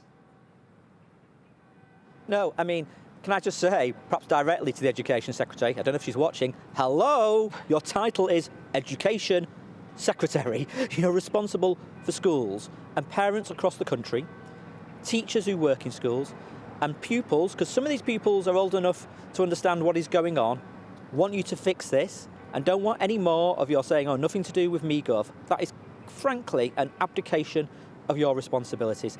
And I was talking to a head teacher yesterday who said these are darker days than COVID for his school, because his school is closed. I am so worried about the impact on children. I've got I've got a 12-year-old and a 9-year-old, yeah? One of them in primary school, one of them now in secondary school. I, like every parent watching this, wants the very best for my children and for all children in this country. And to be honest, it makes me absolutely furious that the Education Secretary is dismissing this, is being casual, is expecting thanks, was actually laughing about it last night when she had to go out and do our apology interviews. This is about our children, and it's not just about people's children. Children are the future of this country. We should be doing the very best for children in this country. But Jonathan, we're being assured by Conservative spokesperson after Conservative spokesperson that everything's okay, that the Department of Education will simply pay for this, that the money is there. Now, I'm not the Secretary of State for Education, but I would have thought that the Department of Education was there, yes, for a bit of maintenance to throw in and maintain schools and whatever, but they had other roles to do with the education of children and paying for that and paying for teachers, etc., rather than rebuilding fraudulent concrete. So could you just explain to me, when they say that all of this rebuilding will come out of the Department of Education budget, what that actually means and what knock-on effect that would have? Well, Jeremy Hunt at the weekend said, we're going to sort this out, we're going to pay for it. Well, let's see when we're getting the money. Of course, as I've said, well, I've got a school in my own constituency, which closed in April at Easter, isn't even going to get its temporary buildings until February, let alone, you know, the roof getting rebuilt. That's a separate issue. That's the temporary buildings, because at the moment, pupils are spread out across different sites. So when are these schools going to get rebuilt?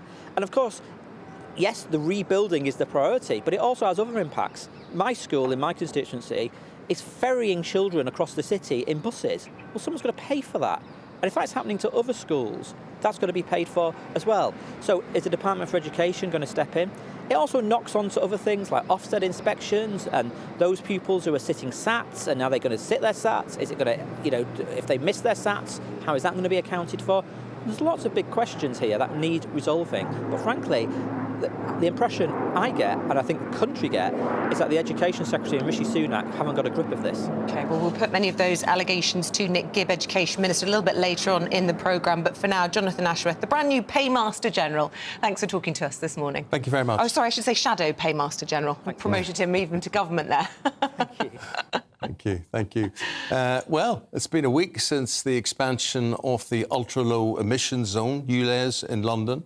And a lot of people, many of them running businesses, are feeling the pinch. Yes, our London reporter Lisa Hartle has spoken to the owner of a hotel that sits just 100 metres inside the area and says the policy is having a huge impact on his business.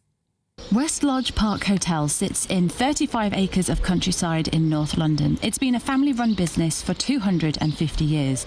It's also just 100 metres inside the ULEZ boundaries, which the owner says is having a huge impact. We've got customers already phoning us and cancelling bookings for both bedrooms and for restaurant and even for conference and banqueting as well. The bedroom customers, if they have a non-ULEZ compliant car, will need to pay an extra £12.50 on check-in and an extra £12.50 on check-out the next morning. So you can do the maths. It doesn't make any sense for them to stay here. They'd choose a hotel outside of London. And then when it comes to future bookings, we don't know what the overall impact will be. But I suspect strongly it'll be in the hundreds of thousands of pounds. I think it's worth saying that everybody is in favour of clean air. So what should have happened was that this would have been brought in with what's called grandfathering. In other words, keep your car, but when you change it, then it should be a cleaner car. And that would be perfectly reasonable. What's happened instead is there's been this cut-off date of the 29th of August, and suddenly everybody is scrambling around like mad, both car drivers and van drivers, trying to find second-hand cars that are compliant. Many of the staff members don't live in London and don't have cars that comply with the ultra-low emission zone, so they either have to change their cars or pay £12.50 a day. That adds up to at least £250 a month, and as they don't live in London, they're not eligible for compensation through TfL's scrappage scheme. Some people have actually thought about changing their job because if they're on minimum wage, then it's just too high an expense for the average person, and some of those other people don't live in London either, so it's just literally a cost to come to work. There is also concern that the ULEZ signs don't make it clear that people may have to pay £12.50 and end up with a £180 fine. I mean, there's very little signage at all just outside the hotel. There's one small sign, and so I definitely think people will even come into the hotel that won't even be aware that they've gone into the ULEZ zone at all. So I think it's incumbent on us as a hotel to really warn people that they need to check whether they're compliant or not, because some people will not be aware that they've gone into the zone. The Mayor of London expanded ULEZ in August to tackle air pollution. But with so many costs rising, many businesses like this one are asking, why wasn't more notice or help given to those who need it? Lisa Hartle, GB News, London. Of those people extremely anti-ULEZ. Just to point out, later on in our programme, we will have a climate spokesperson from The Independent, a columnist, I should say. That's at 8:20, arguing why it's a good thing. Always an interesting debate when we talk about ULEZ, so stay tuned for that. Well, let's hope it's not all just pollution in the sky. Alex Burkle. That warm feeling inside. From Boxed Boilers. Proud sponsors of weather on GB News. Hello, very good morning to you. There is a little bit of mist and fog to watch out for first thing this morning, but once that clears, there'll be plenty of hot sunshine around, although watch out for some strong winds in the southwest. Taking a look at the details, and yes, once any mist and fog clears away, there'll be plenty of sunshine across the bulk of the UK, the exception perhaps being the far north of Scotland, where there is a front lingering here, bringing a bit of cloud and perhaps a few spots of drizzly rain as well. Otherwise, lots of sunshine. Watch out for some strong blustery winds in the southwest. Now, they will take the edge off the temperatures a little bit, but for many it's going to be a little bit hotter than it was yesterday, highs around 31 Celsius towards the southeast. Later on today, we are going to see some low cloud drifting in from the North Sea, so some sea threat affecting parts of eastern Scotland and eastern northeastern England. Low cloud, some murky conditions here. Further south and west, clearer skies, but I am expecting some mist and fog patches to develop. And temperatures, again, not dropping a huge amount, so it's likely to be another relatively warm night for most of us. As we go through Wednesday itself, a slow, murky start then for some eastern, northeastern parts, but that low cloud should gradually burn back towards the coast for most. The exception perhaps around eastern parts of Scotland. I am expecting the low cloud here to linger well into the afternoon. Otherwise, yes, it may be a touch cloudier than some recent days, but plenty of sunshine to be had, and temperatures could be even higher still, with highs around 32 Celsius. That warm feeling inside. From Boxed Boilers. Proud sponsors of weather on GB News. Now, this whole concrete concrete situation, apparently they reckon it's going to cost about 11.5 billion. Where would you get 11.5 billion to put the schools right? Well, here's a suggestion. What about the foreign aid budget? The foreign aid budget is around 11 billion. 11.5 billion to fix the schools, 11 billion for the foreign aid budget. Is it just me that sort of thinks you can do the maths on this? Right, we're now going to find out. We're asking if it's time to cut foreign aid to deal with the problems here at home. What you get for breakfast is something that, if we do our jobs right, you will wake up to news that you didn't know the night before. It's a conversation. It's not just me and Eamonn. We want to get to know you, and we want you to get to know us.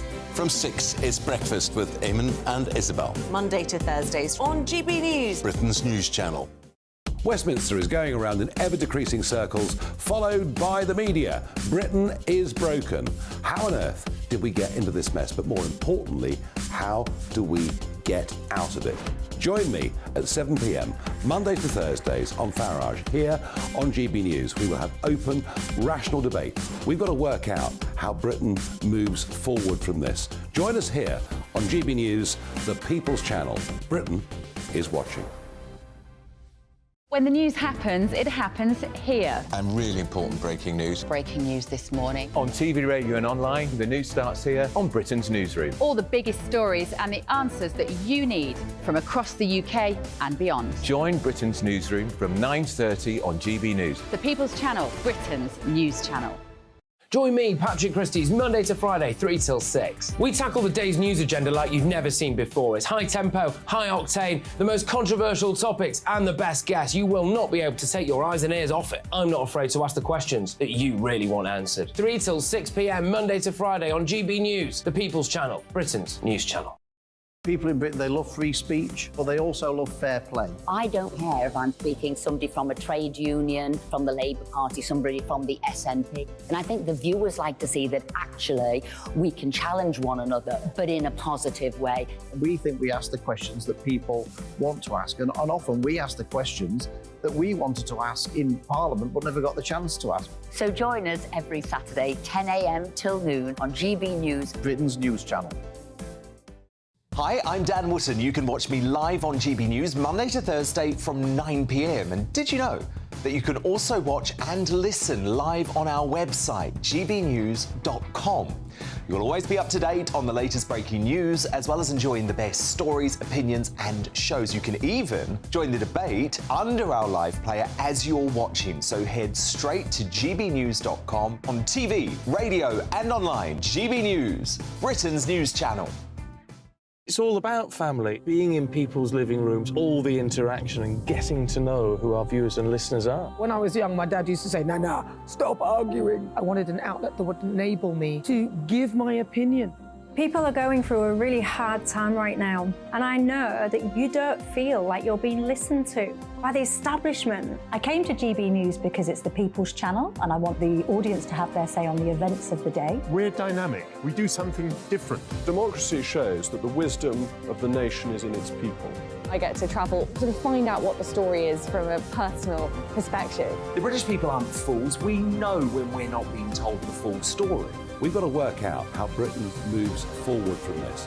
It's the best country in the world. The establishment had their chance. Now we're here to represent your views. Britain's watching. Britain's watching. Britain's watching. We're proud to be GB News, the People's Channel. Britain's news channel.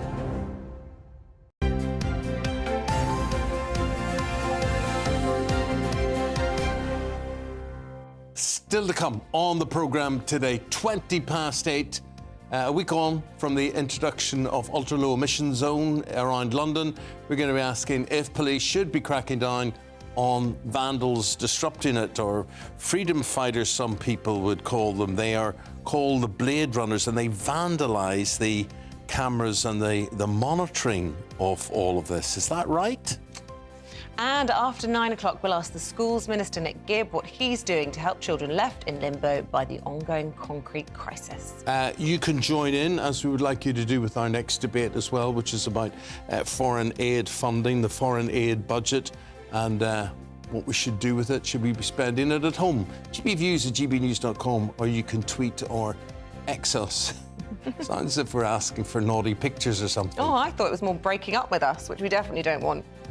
Well, anyway, Twitter's now called X, so we're not really sure. Well, why don't we just still keep calling it Twitter? Tweeting. Tweet us anyway, whatever other way. You can send us a letter by pigeon or anything you want. Do any of those sort of things. Now, Britain spent £11 billion on foreign aid last year, so with schools being another huge expense, where are we going to get the money for putting these schools right? Is it time to cut foreign aid? Well, let's debate this morning. We can get the thoughts of the Conservative councillor, Matthew Goodwin-Freeman, who says, yes, let's cut the foreign aid budget, and the GB News presenter and co-founder of Conservatives Against Racism, Eamonn, who disagrees. Good morning to you both. Albie, let's start with you. Eamonn's been making the case this morning for cutting it. It's a tidy sum, isn't it? 11 billion for schools taken from the foreign aid budget. You very strongly disagree. Tell us why. Yes, I very strongly disagree, probably on the strongest possible terms. I think it is a very short-sighted idea to cut the foreign aid budget in terms of trying to find ways to fund things in the UK like the concrete school crisis. We know that the foreign aid budget will end up increasing economic growth in parts of the world where at the moment we are not seeing that economic growth. It increases security in parts of the world where we're seeing a lot of these refugees, the people who are... Why is this our problem? Why is this our problem? It's our problem, Eamon, because we have people crossing the channel to get to the UK coming from parts of the world which are not secure, which do not have economic... But if we didn't have a foreign aid budget, we'd have more for a defence budget, wouldn't we, to keep them out? Yeah. No, because of course, if we didn't have a foreign aid budget, 1/3 of the foreign aid budget last year was spent on hosting refugees in the United Kingdom. We would have to find that money to host those refugees. So the foreign aid budget is actually spent here on refugees. A third of it. A third of the budget last year was spent on refugees here. But the point is, we're sending money to India, who have just put a rocket on the moon. We're sending money to China, who have one of the largest economies in the world. We're sending money to places that, frankly, they don't need our money. We've been taking for months. We're also sending money, Matthew, to countries like Yemen, to countries like Somalia, to end FGM. I'm not saying all the foreign aid budget is spent in the right way. It should be targeted to the parts of the world most in need. We should not be sending money to India and China. But the idea that we should not send foreign aid money to any country in the world when there are plenty of countries... But Albie, what country do you live in? This one's broke. This country's broke. Who's going to send us money? We have more than enough money that we spend in our own. Why have we got homelessness? Why have we got drug problems? Why have we got unemployment? Why have we got the schools that we can't rebuild? So that was very nice while it lasted, but now it's time to spend it here. Because we're spending money in the wrong places, Eamonn. One of the biggest spends on the Exchequer is, of course, the triple lock on pensions. That's the biggest outgoing. Oh, yeah, so we'll just let our pensioners starve and die after working all the years of their lives. So we'll just give it away for some girl band in Africa then. What I think what we should do is look at the amount. Well, hang on, let's not all speak at once. Albie was just finishing his point there about wealthy pensioners often being millionaires, so perhaps people should forego their pensions in those instances. But let's hear back from Matthew. I mean, Matthew, there were a lot of raised eyebrows when the foreign aid budget was hugely reduced, and we actually created the foreign aid budget as one of our international duties. A lot of people raised eyebrows, international standing. We're always talking about that with this government. Does it send out the right message to the rest of the world if we're pulling up the drawbridge and saying, not interested, isolationism, that's what we're about? Well, we're not pulling up the drawbridge because we spent £12 billion, around that figure, in 2022, and that's only down from 15 billion in 2019. So it's a pretty penny that we're spending. I think what Albie and I are both in agreement of is we need to look at where we're sending this money. So let's stop sending money to India. Let's stop spending money to China. That frees up some money to spend here at home. Let's put Great Britain first. That's the point of this entire channel. We want Great Britain first. Let's build more hospitals. Let's build new schools. Let's fill those job vacancies that we've got in this country. Let's train up our future generations and give people the future that they deserve. Why are we spending money on countries that are sending rockets to the other side of the moon, or countries that have terrible human rights records like China, but then, hey, we'll give you some money anyway because you've got one of the largest economies in the world? We are utterly not focused on this country. We need to focus on the United Kingdom. We need to focus on us. Let's fix the problems here before we try and fix everyone else's problems. Albie? I just want to dispel this myth that spending money on international aid is not beneficial to people here in the United Kingdom. As I mentioned before, the reason why people are fleeing parts of the world and coming to the UK is because these parts of the world aren't secure, there's no economic opportunity, and there's no reason for those people to stay in those countries. If the international aid budget is spent in the right way, it can actually reduce the need for people to leave their countries in the first place and then come to the United Kingdom. Also, if we think about the parts of the world where China and India are really developing new relationships, we're thinking about Africa, we're thinking about South America, we're thinking about parts of South Asia. Now, China and India aren't cutting their international aid, they're enhancing their international standing with international aid, with investments in these countries, and we are seeing a real this is the nonsense of it. We're giving money to countries who are giving money to other countries. Eamonn, I've already said we shouldn't be giving money to China and India, so if we can park that point, because we all agree on it, the point that I'm making is you say park the point, but we're still sending them that money. It would be advantageous. This is the point about foreign aid cuts. This is what we've got to get our mind in. Well, we've all we're said we still shouldn't be sending that money. So we can probably move on from that point. So let's raise Would you run your house like this? If you were running your own budget at home, would you be running your budget? I mean, you know all about homelessness and things that go on here and poverty and whatever. So would you be giving money that you need to be spending on your own home to someone else's home? Eamonn, a third of the budget is spent in the UK. I've already told you. We've already I'm not stupid, mate. I'm not stupid. I understand why the budget is spent in the UK, but what is it spent on? It's spent on housing migrants and illegal immigrants in this country. And I'm sure, and you can correct me if I'm wrong on this one, that's not the way you want to see your budget being spent. No, I mean, as a local councillor, we have to focus on every single penny. We have to find every single penny we can to keep the budget in balance and deliver local services for local people. We're not spending our money on mega billion-pound projects elsewhere in the world that we will never see something from today. We might see something from it in decades, years' time, but we're not going to see anything today. Right, but Matthew, do you accept the point that Albie's making, that actually by withdrawing funding from many of these unstable countries, we create more of a problem for this country, that you have an increase in these people trying to get away from these dangerous situations, illegally crossing the channel? Do you not accept that actually if you invest we in will never be able to fix that. We will never have enough money to fix that. No, completely. We need to stop trying to fix other people's problems. We need to focus on this country and focus. No. I'll tell you what our problem is. Our problem is concrete beams falling on children and school teachers' heads, and it's going to take £11 billion to put that right. But oddly enough, our foreign aid's budget is about exactly the same, £11 billion.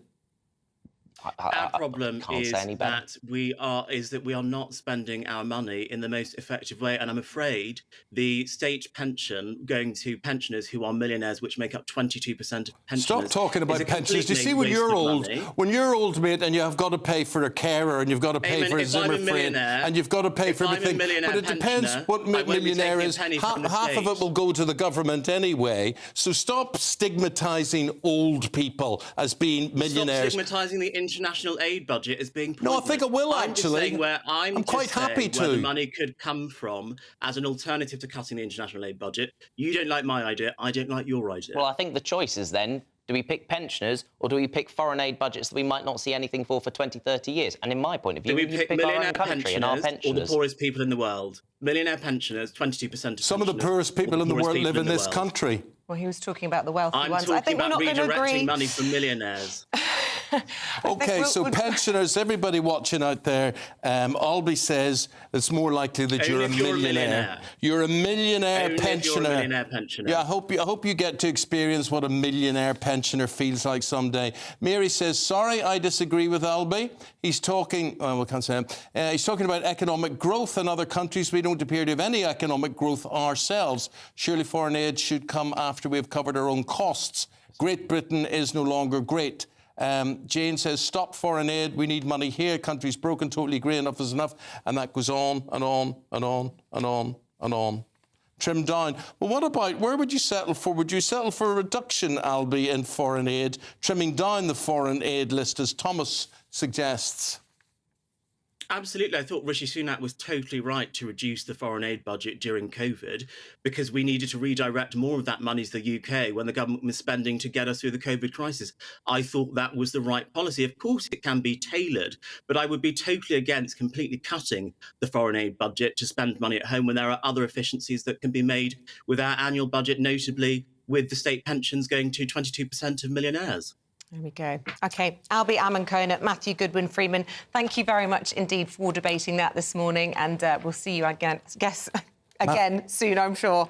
I think things have to be rethought, Matthew, from the point of view that it's like an international rescue fund. As natural disasters increase, you'd like to see the world saying we should all group together in this, and there should be around the world various units ready to spring into action when a hurricane strikes, a tornado strikes, flood strikes. Absolutely, and I think we all agree. Famine. I think we all agree that there are certain cases where, yes, we do need to lend out a helping hand. But sending money to India, sending money to China, that's billions and billions of pounds that we could be spending here. You know, fixing the problems we've got here. It amazes me the politicians don't tell the truth on this either. So you've got someone like Sunak obsessed, and the Chancellor, Jeremy Hunt, obsessed with good housekeeping, as it were. And yet they won't explain to us the benefit. They're not doing this out of the goodness of their hearts, whatever people like Albie think. They're not doing this. They're getting something back. So what are they getting back? And why don't they just tell us, as I said to Albie, we're not all stupid. So just tell us, what are we getting back? If we're getting something back, we might see the sense I of this. haven't got a clue. What I'd like to see is some money going into some of the things I want to do locally. I'd like some support from that. We can get that from the foreign aid budget. How about the money they send to India, they can send to us here in Harrow at Harrow Council, and we can do some amazing things locally. We need to focus on the things here that people care about here in the UK, not things that we're never going to see elsewhere. OK. Your views, keep them coming in, though. We can pretty much judge what you're saying, what you're thinking on this one. Right, stay with us. We're going to be finding out what changes are being made for the upcoming season of middle-aged Love Island. This September, the GB News family is back together. From breakfast, right across the day, breaking the latest stories, and every evening. And don't forget the weekend. We've got the whole of the UK covered.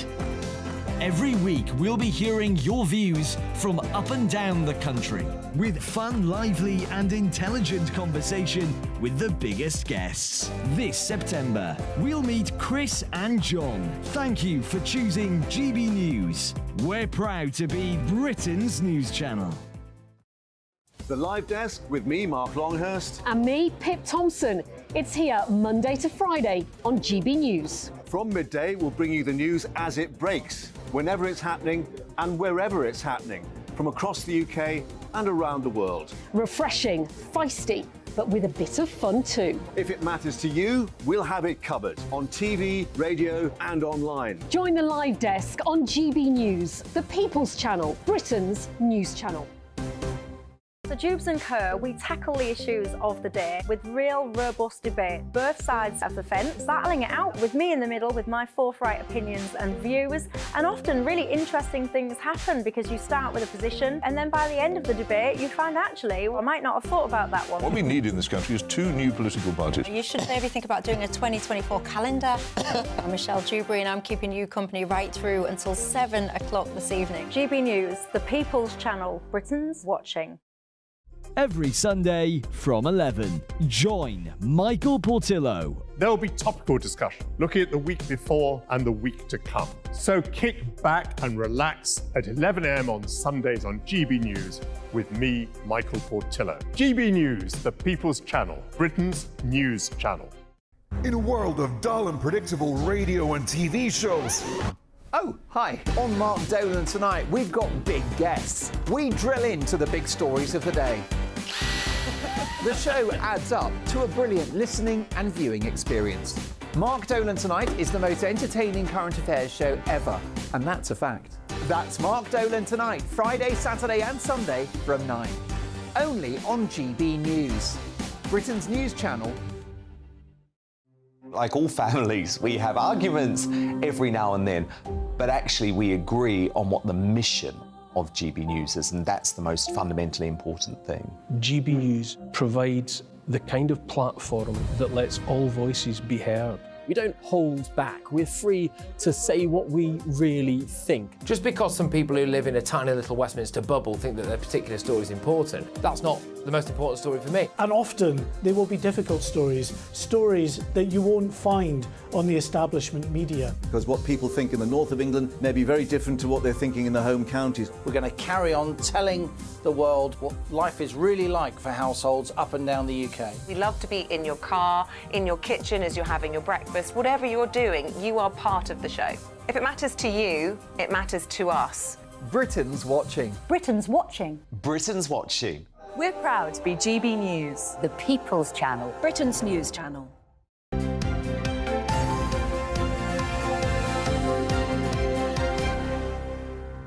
You recovered from that debate now. Here are your papers on this Tuesday morning. Joining us to go through those in more detail, columnist for Conservative Home, Emily Carver, and writer and journalist, Mr. Andy Jones. This is a scary story we're going to begin with in the Telegraph, Emily.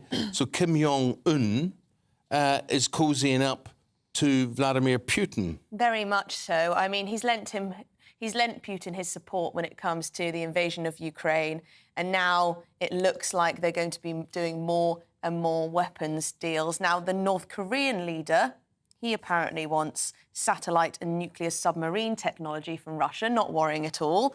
And Russia wants artillery shells and anti-tank missiles from North Korea. So it's a little exchange of sorts, very troubling.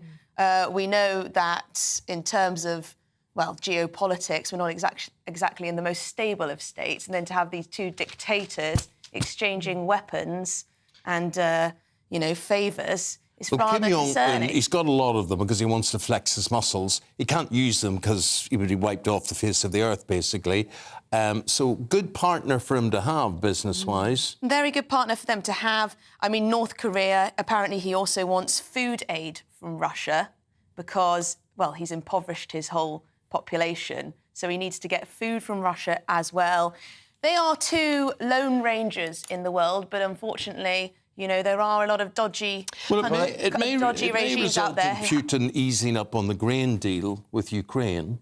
It might bring a solution there. Well, maybe, but, I mean, Kim Jong-un is always firing off missiles into the air and all of this stuff, and they don't seem to be working at the moment. He's had some failed attempts, but, you know, if they're in a pact together, which seemingly they are, this isn't great for the stability of the world. Well, you know, he's going to be travelling in a, what's it called? An armoured train. An armoured train to Vladivostok in eastern Russia. One thinks, you know, perhaps two of them in one place, as, you know, could be an incident. A target. Could be an incident there. Could be a target, yes. The big thing that Kim Jong-un wants is this spy technology, because he's tried twice to launch this spy satellite before and it's failed. And obviously Kim Jong-un is relying on second and third-hand information when it comes to his foreign affairs. You've been able to watch the world. And so if he has his own spy satellite, this will be a game-changer for Kim Jong-un. And Putin obviously wants weapons, etc., from in return. Yeah, and they already have so many nuclear weapons. 9,000, anyway, so I think it was. Andy, let's go to the story in the Mail. Apparently, town halls run by the Labour Party are more than twice as likely to let their staff work from the beach. Yes. Do you two fancy working from the beach? Yes, that'd be great. It'd be very nice, wouldn't it? There's a huge discussion about working from home, and apparently we have the second largest number of work from home staff in the world, behind Canada. And the Mail has run this story where Labour has given the most, Labour councils have given the most approval for staff to work from home or work outside the office. 875 requests out of 1,300 were okayed. Conservatives councils approved 360 in different cases. So things like Leeds Council let 7 staff work from Pakistan. Another one worked from Israel. Harrow haven't, I do apologise, allowed a member of staff to work from Egypt. Is this full-time or whilst they go on a holiday? This is long-term. So you wouldn't necessarily need permit. You'd just have a holiday, wouldn't you? And then you go and doing a bit of work from wherever it was. This is long-term work. Now, the point is, you may be able to do the administrative part of your job from wherever it was with the power of the internet. However, councillors should be working in the place that they are representing. You cannot say that you understand the needs and wants of that area. We don't know that these are councillors. These are public staff, yeah. Yeah. there's another story doing the rounds about a council in Cambridgeshire, where they're doing this 4-day week. Yes. And apparently people can't get their bins collected now on a Monday, so they're telling everyone to go to the tip. So that's helpful, isn't it? Yeah, they're trialling this in Scotland as well, aren't they? But as Lord Digby-Jones, who was in the last Labour government, said, you could run the country with half the size civil service that we've got now. Well, there's always a big debate about productivity, and the people who are in favour of the 4-day working week swear blind that productivity goes up if you do a 4-day working week. They would. Well, they did this long-term study. Well, they're not going to say this is rubbish, are they? Well, they did a study with these companies and asked them to feed back productivity if they're... Yeah, I think it's different when it comes to a public service because you do need to get a response every day of the week. I mean, it's bad enough as it is to get through to your local council, and when it Try and comes get to a driving licence or a passport. Yeah, when it comes to bin collections, you sort of need them, don't you? Otherwise, it's festering outside and causing problems. But there you go.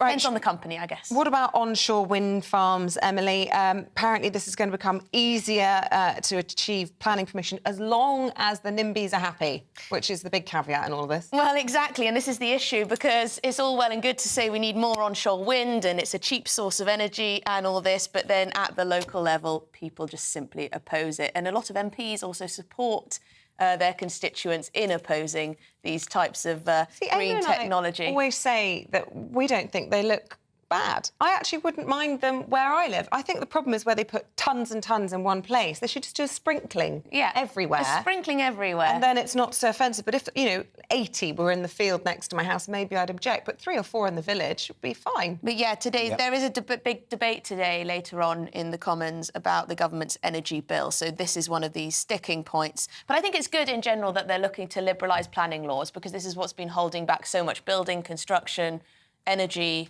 and so on. Unusually, in the David Cameron government, he passed a motion that said that you only needed one complaint from one resident to say that you couldn't have a wind farm near you, which it seems a bit extreme. And also, as Isabel was alluding to there, you've got to be careful what you wish for. If it's not a few wind terminals, it could be, I don't know, 2,000 houses. It could be a rubbish dump. It could be a prison. People object to these turbines, these wind turbines, and yet throughout the 70s and 80s, maybe still even now, housing developments are built with electric pylons in the back garden of people's homes, and you can hear them buzzing and hissing as flies hit them and birds hit them, whatever. But at least with I'm not obviously if you don't want thousands, you don't want it to intrude on your right to a private life or your area of space, but they are generally a green field with a turbine in or a few turbines in, as long as you still have that green space and it doesn't block your view too much. Emily, let's talk about, so many interesting things here. Invasive species, Andy, in the Times. We've got to look out for this Asian hornet, which has got a big orange face, apparently.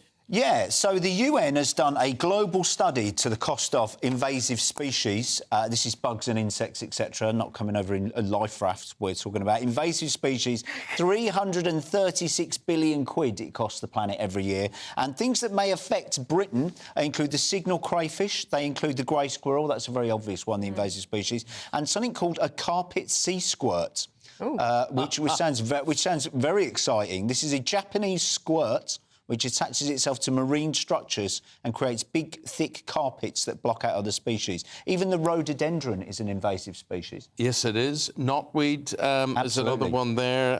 What else have we got? Also from Japan. Seems they produce these a lot. The mink as well. Killer shrimp. These invasive species can alter communication the way other species communicate.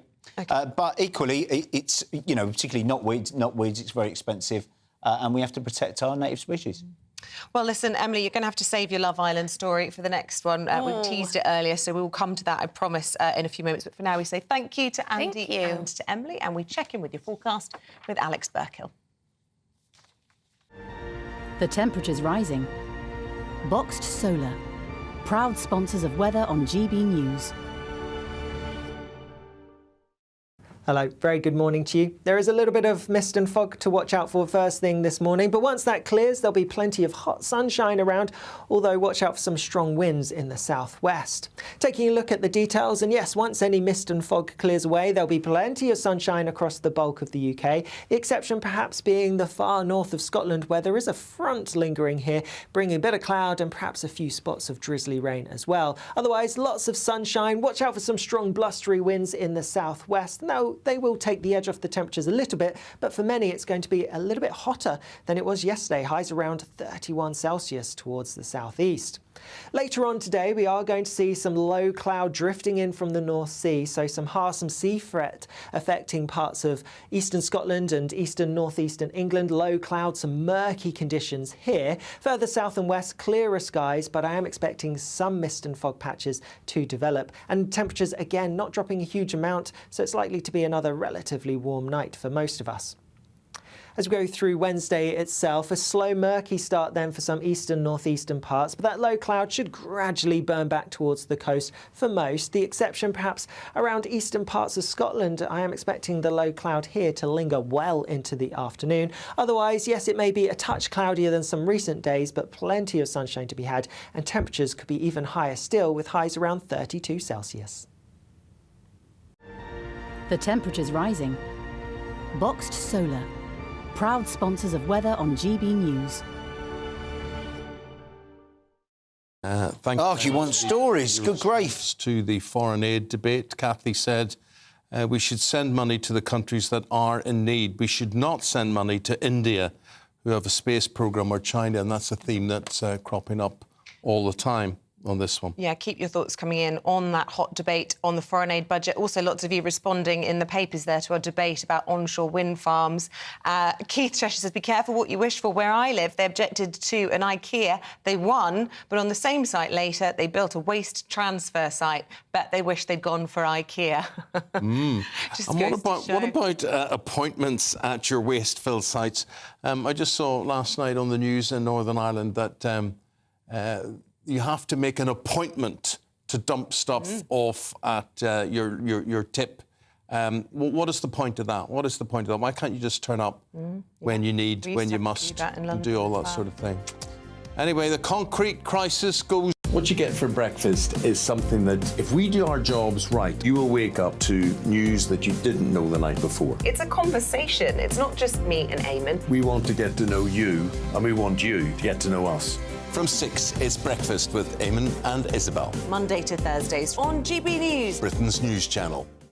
Westminster is going around in ever-decreasing circles, followed by the media. Britain is broken.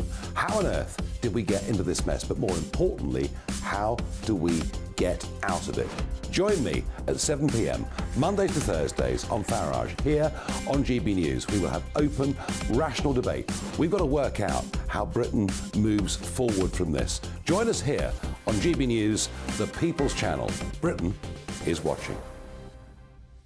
When the news happens, it happens here. And really important breaking news. Breaking news this morning. On TV, radio and online, the news starts here on Britain's Newsroom. All the biggest stories and the answers that you need from across the UK and beyond. Join Britain's Newsroom from 9:30 on GB News. The People's Channel, Britain's news channel.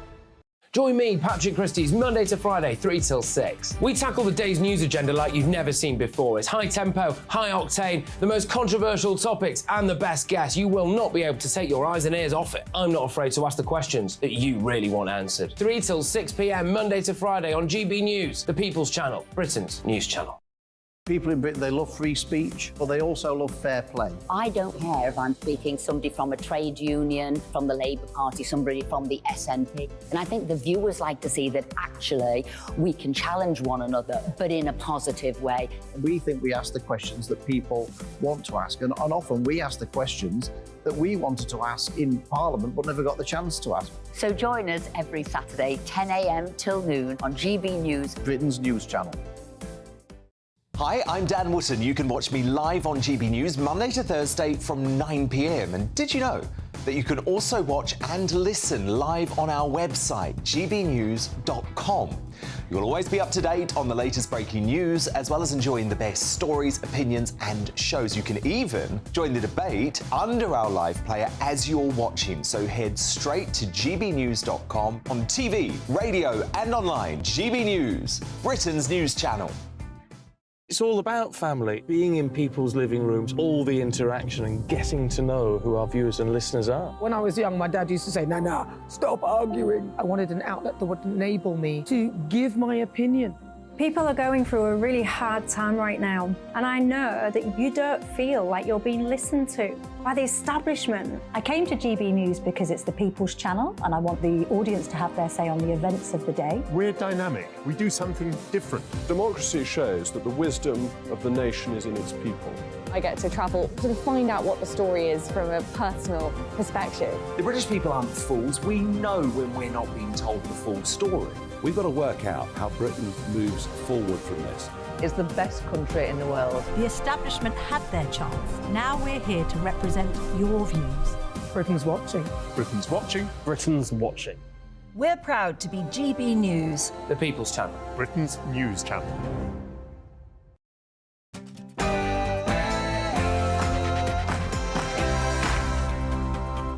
Who's this? The Education Secretary fighting for survival as thousands of children are left in limbo by the concrete crisis. Good morning. It's just gone 8 o'clock on Tuesday, the 5th of September. You're tuned in to Breakfast on GB News with Eamonn and Isabel.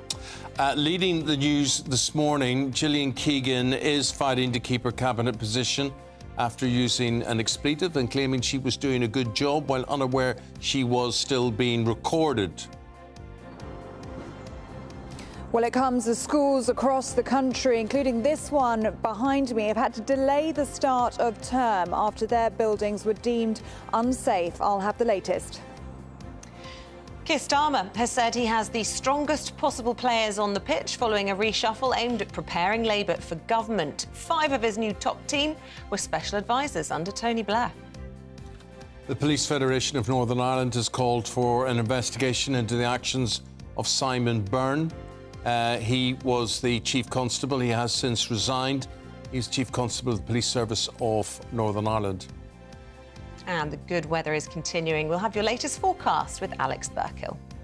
Hello, a little bit of mist and fog around first thing this morning, but otherwise plenty of sunshine and temperatures rising even further as we go through the week. I'll have more later.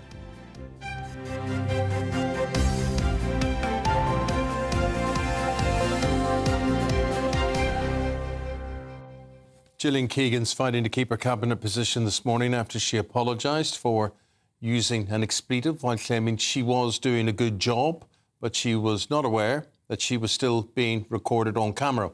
Well, the Education Secretary has been under fire over the past 24 hours for being on holiday as more evidence of unsafe concrete in schools came to light. And now the National Audit Office has accused the government of using a sticking plaster approach. Thousands of children currently unable to return to lessons.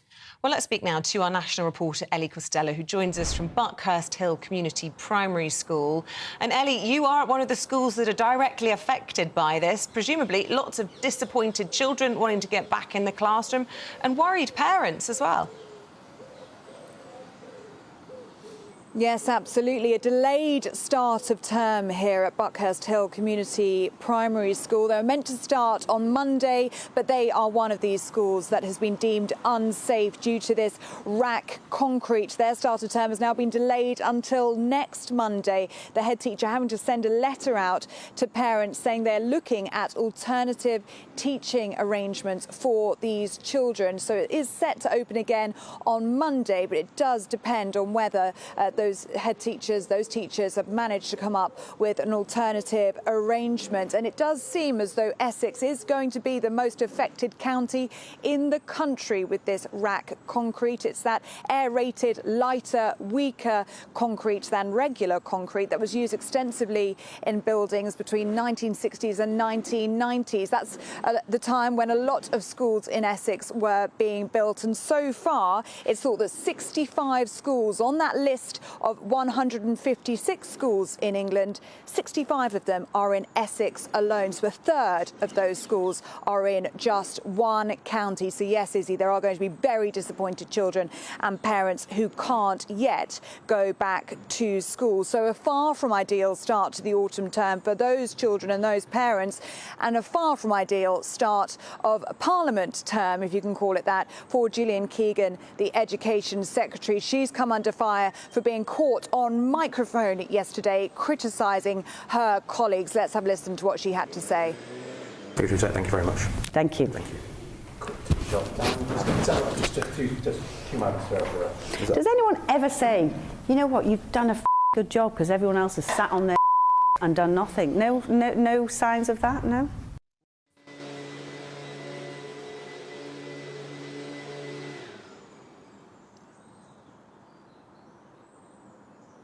Sorry, Ellie, can you hear us? Ellie, I think communication. I can hear you now. Oh, she Sorry. can't. Yeah, off you go. Off you go. We just saw the clip with Gillian Keegan.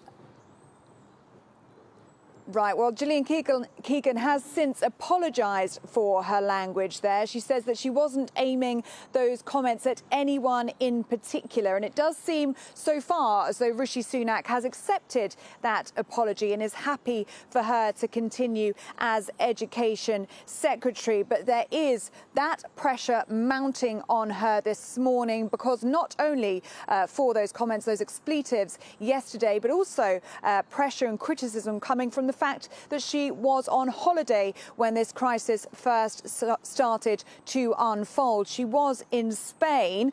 She has come back to that, saying she was taking meetings at the time while she was in Spain and returned as soon as she was needed. She has since tweeted saying the vast majority of schools will be unaffected by rack concrete. But she says where they have been confirmed, these schools are going to have a dedicated caseworker that is going to work quickly to provide support for those children and those parents. She also says that funding will be rapid. But Izzy and Eamonn, there are so many questions remaining about this crisis, including how long has the government known about this? How long has Gillian Keegan, the Education Secretary, known about this and the seriousness of it? And when will that full list of schools be published? Labour is already calling for it. Rishi Sunak speaking yesterday saying that could actually take several weeks.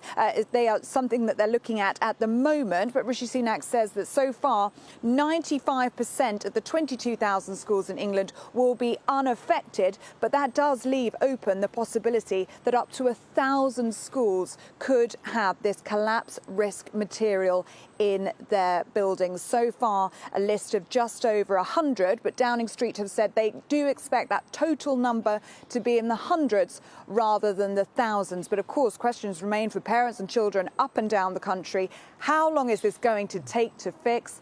And the big question is, who's going to pay for it all? Well, don't start that one again. It is back to the foreign aid budget. Thank you. Thank you very much indeed, Ellie. And of course, Ellie's talking about schools. They're not just schools. Could be hospitals, civil service buildings. We could have buildings that have been now converted into coffee bars, restaurants, bars in general, apartments, residential things. So much of a mess, this whole thing. We do have the government coming on in around 40 minutes' time. 10 to 9, we're told we're going to be able to speak to Nick Gibb. He's one down from Gillian Keegan. Be interested to know what his thoughts are on who Gillian was talking about yesterday. He is one. People sitting around. Was that him? Was he sitting on his backside? That's the question, because he's been in the Department of Education for years and years and years. How much did he know? When did he know? What did he do about it? And if he didn't, why didn't he do anything about it? Now we're going to turn our attention to Northern Ireland. Simon Byrne resigned as Chief Constable of the Police Service of Northern Ireland yesterday with immediate effect, and this was confirmed by the Policing Board. His resignation was accepted. There were a series of controversies this summer, data leaks, 10,000 staff details, their names, their addresses, posted publicly. We're now joined by Northern Ireland reporter Dougie Beattie, and he felt he could weather the storm, Dougie. And it's so political, everything is so political. He had no intention of resigning, but eventually he caved in yesterday. Indeed, Eamonn, he came into the policing board last Thursday and left in a very aggressive manner, it must be said, and said, I'm not resigning, definitely not resigning. Well, you have the weekend to think about stuff and you read the room and think, OK, I haven't got support there. And really, this morning, he would have had to have faced a Northern Ireland Select Affairs Committee. And the difference with that committee is, of course, it is public. It's televised, unlike the policing board. And he would have had some very, very difficult questions to answer. Over the weekend, he must have drawn up his resignation and said, that's it, I'm going. But on the other side of that, Eamonn, who would have the job of the Chief Constable of the Police Service of Northern Ireland? This is probably the hardest job in policing in Europe, because at the very top of it, you have a divided society, not as bad as it was 25 years ago, it must be said, but still a lot of history hanging around there. And of course you have the policing board, your political masters that you have to walk that tightrope with. And then you have your management team itself, you have the Chief Constable, which is all operational. And then down below that, you probably have, could be argued, the most important relationship, and that's with the Police Federation. That's with your rank and file officers. And they really did start to lose trust in him. And that's what this is all down to, trust and confidence. And indeed, the Police Federation, it could be argued, lost trust and confidence in the policing board, because they extended the Chief Constable's contract even after the two officers were pulled up, and then since in a judicial review had been ruled that it was an unlawful disciplinary action that eventually caused the Chief Constable to have to go. So in that Westminster committee today, of course, the Chief Constable will not be there. We believe it will be Assistant Chief Constable Todd that will be there, and we believe Liam Kelly of the Policing Federation will be up first. But meanwhile, back here, Deputy Chief Constable Mark Hamilton will be taking the reins for the foreseeable future as the man in charge. You know, Dougie, I'm just thinking, you're sitting, you're looking after some constabulary somewhere in the United Kingdom, and you think your job's tough, and you think you're qualified for this. And then on top of all the other conventional crime, you've got mob crime, you know, you've got the civil unrest, you've got riots, you've got gun crime, you've got goodness knows what. Who the heck would want it? No, definitely not. Definitely not. It's a big ask, and when you have to go to others to look to have your back and they're not there, really, I wouldn't want the job. Definitely not, and I don't know too many in policing that would. But it takes a special set of skills, Eamonn, and they may just find that person with those set of skills. Yeah. You know what? You'd look good in a uniform. That's a whole other story. Thank you very much indeed, Dougie Beattie there. Let's talk about the weather. Oh, go on then. Yes, this unexpected heat wave. It's like a late bonus. I do quite like an Indian summer, as they call it. I mean, it's a shame for the school kids, but, you know, if we're going to have a summer, at least have it somewhere. So September will do. It's as good as any, isn't it? Temperatures set to soar to 32 degrees this week. So that means this weekend, UK is going to be hotter than Ibiza. Our Southwest reporter, Jeff Moody, is at Insto Beach in Devon for us. Tough gig. And, oh, it looks nice already. It looks nice already, Jeff. It is. Thank you very much for this gig. Spending a day on Insto Beach is really quite pleasant. Thank you for that. Yes, well, we've been hoping and praying for an Indian summer, haven't we? After that really unseasonably wet July and that very mixed August. So we've all been praying for this, and our prayers have been answered. We've got a week of this when temperatures are expected to get up to around 32 degrees during the day, which is certainly unseasonable for this time of the year. But also more than that, it's going to be hot at night. They're saying that on Wednesday and Thursday, we could hit 20 degrees Celsius during the night, and that's what they classify as a tropical night. So sunny days, tropical nights to come for the next week. But of course, with the good weather comes the warnings. There's a heat health warning in place, a yellow warning, and that means, of course, that people, elderly people or people that are susceptible to warm weather need to take extra care.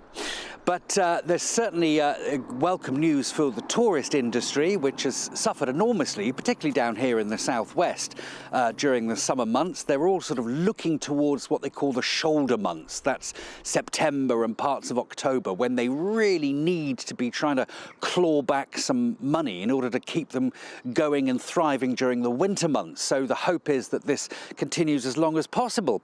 But we're not hearing that it's going to be lasting too long. There was one report that said that it would last all of September, but most of the reports, if you look at them as an average, most of the reports say that really this is going to go on until around 9 o'clock on Sunday evening, and after which case temperatures dip considerably, and then they sort of hover around the average for this time of year. So school's back, but if you've got some spare time, head to the beach for the next week, because we're going to see some glorious sunshine, and I'm going to be eating a lot of ice cream today.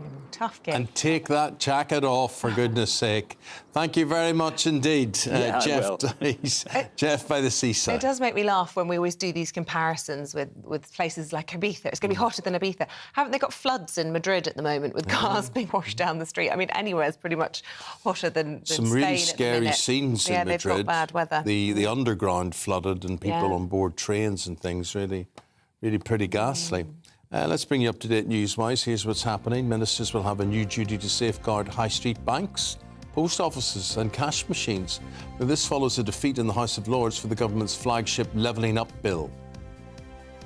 1 in 4 of you could not afford an unexpected bill of £200. New polling has found that 28% of you said the rise in the cost of living has made you feel financially insecure, and keeping up with bills and credit repayments was a heavy burden. And consumers are calling out supermarkets, as more than half of them say they've noticed skimpflation, which has lowered the quality of food and drink products. Skimpflation is the downgrade in the quality of ingredients and the size as well of certain products, while the price remains the same or even more expensive.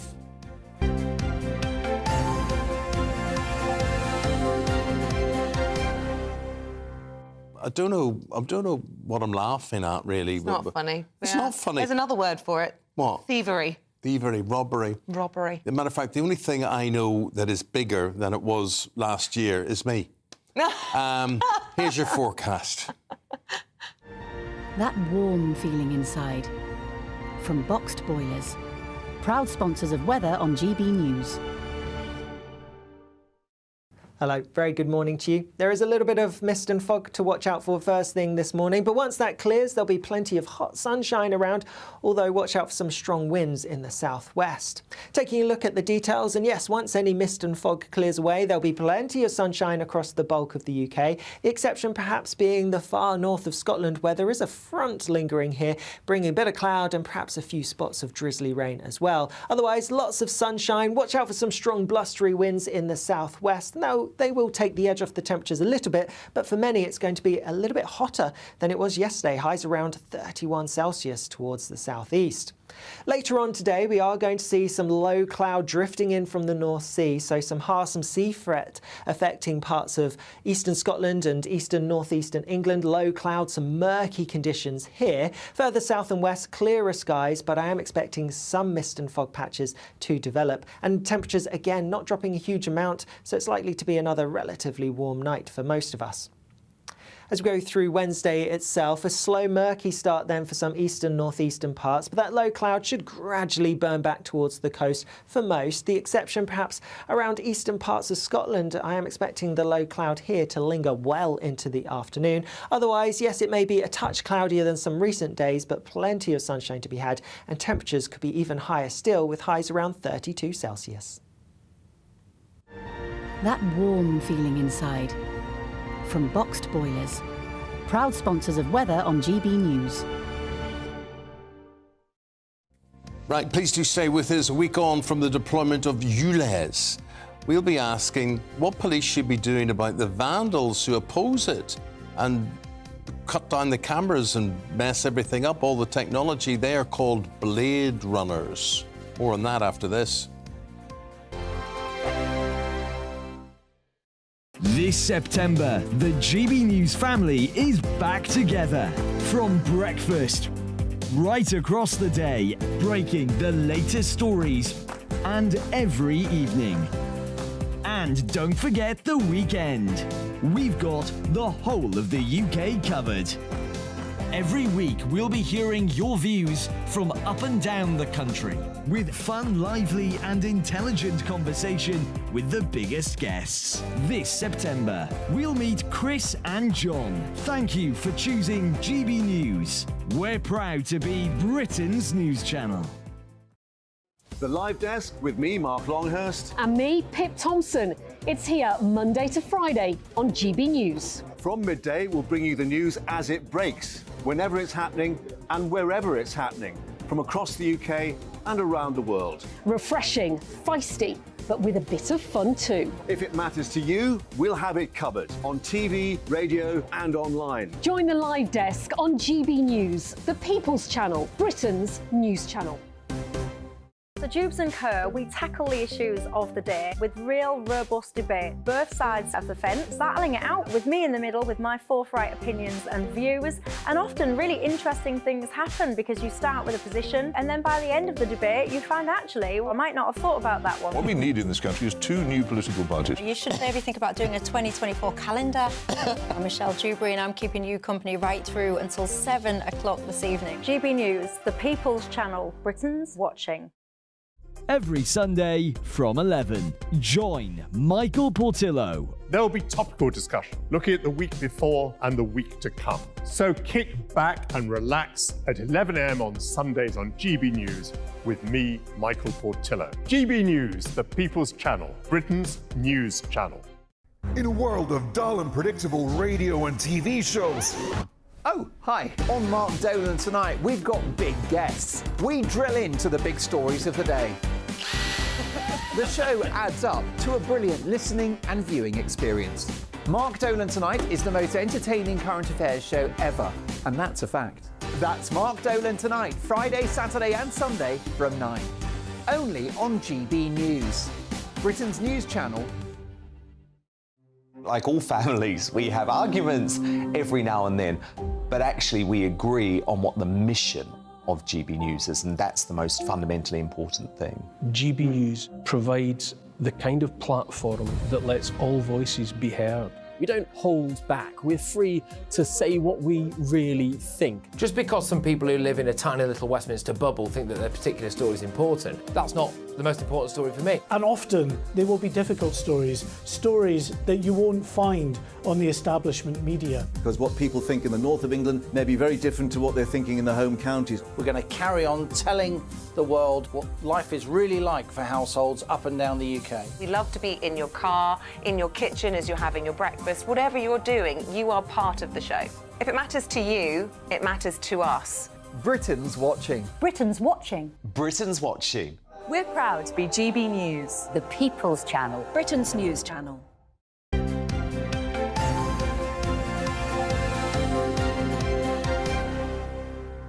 No, honestly, I did a programme once on sleep pods.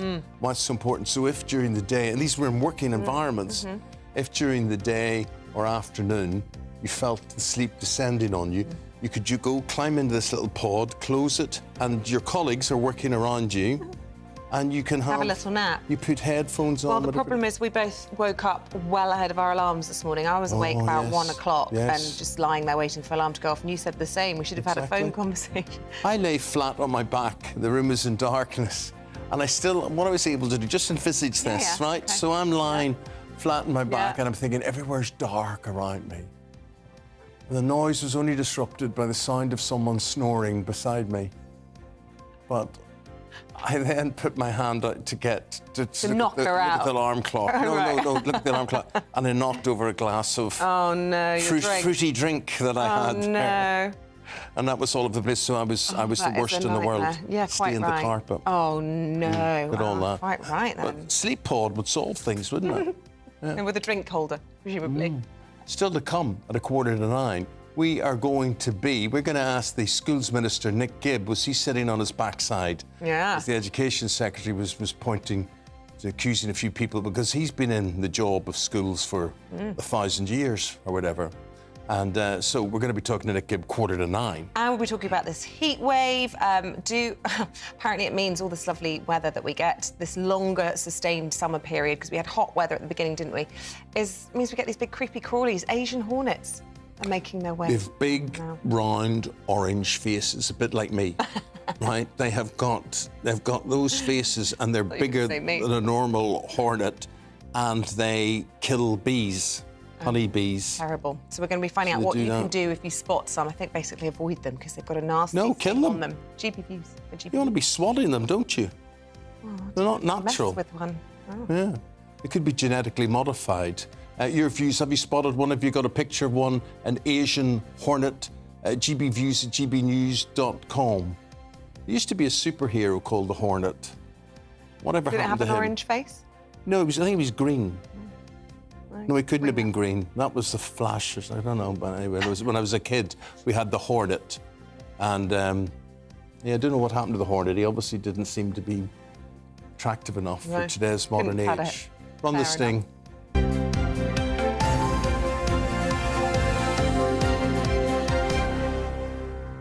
Right, we're going to talk about vigilantes now. So a lot of people protesting about the anti-low emission zone.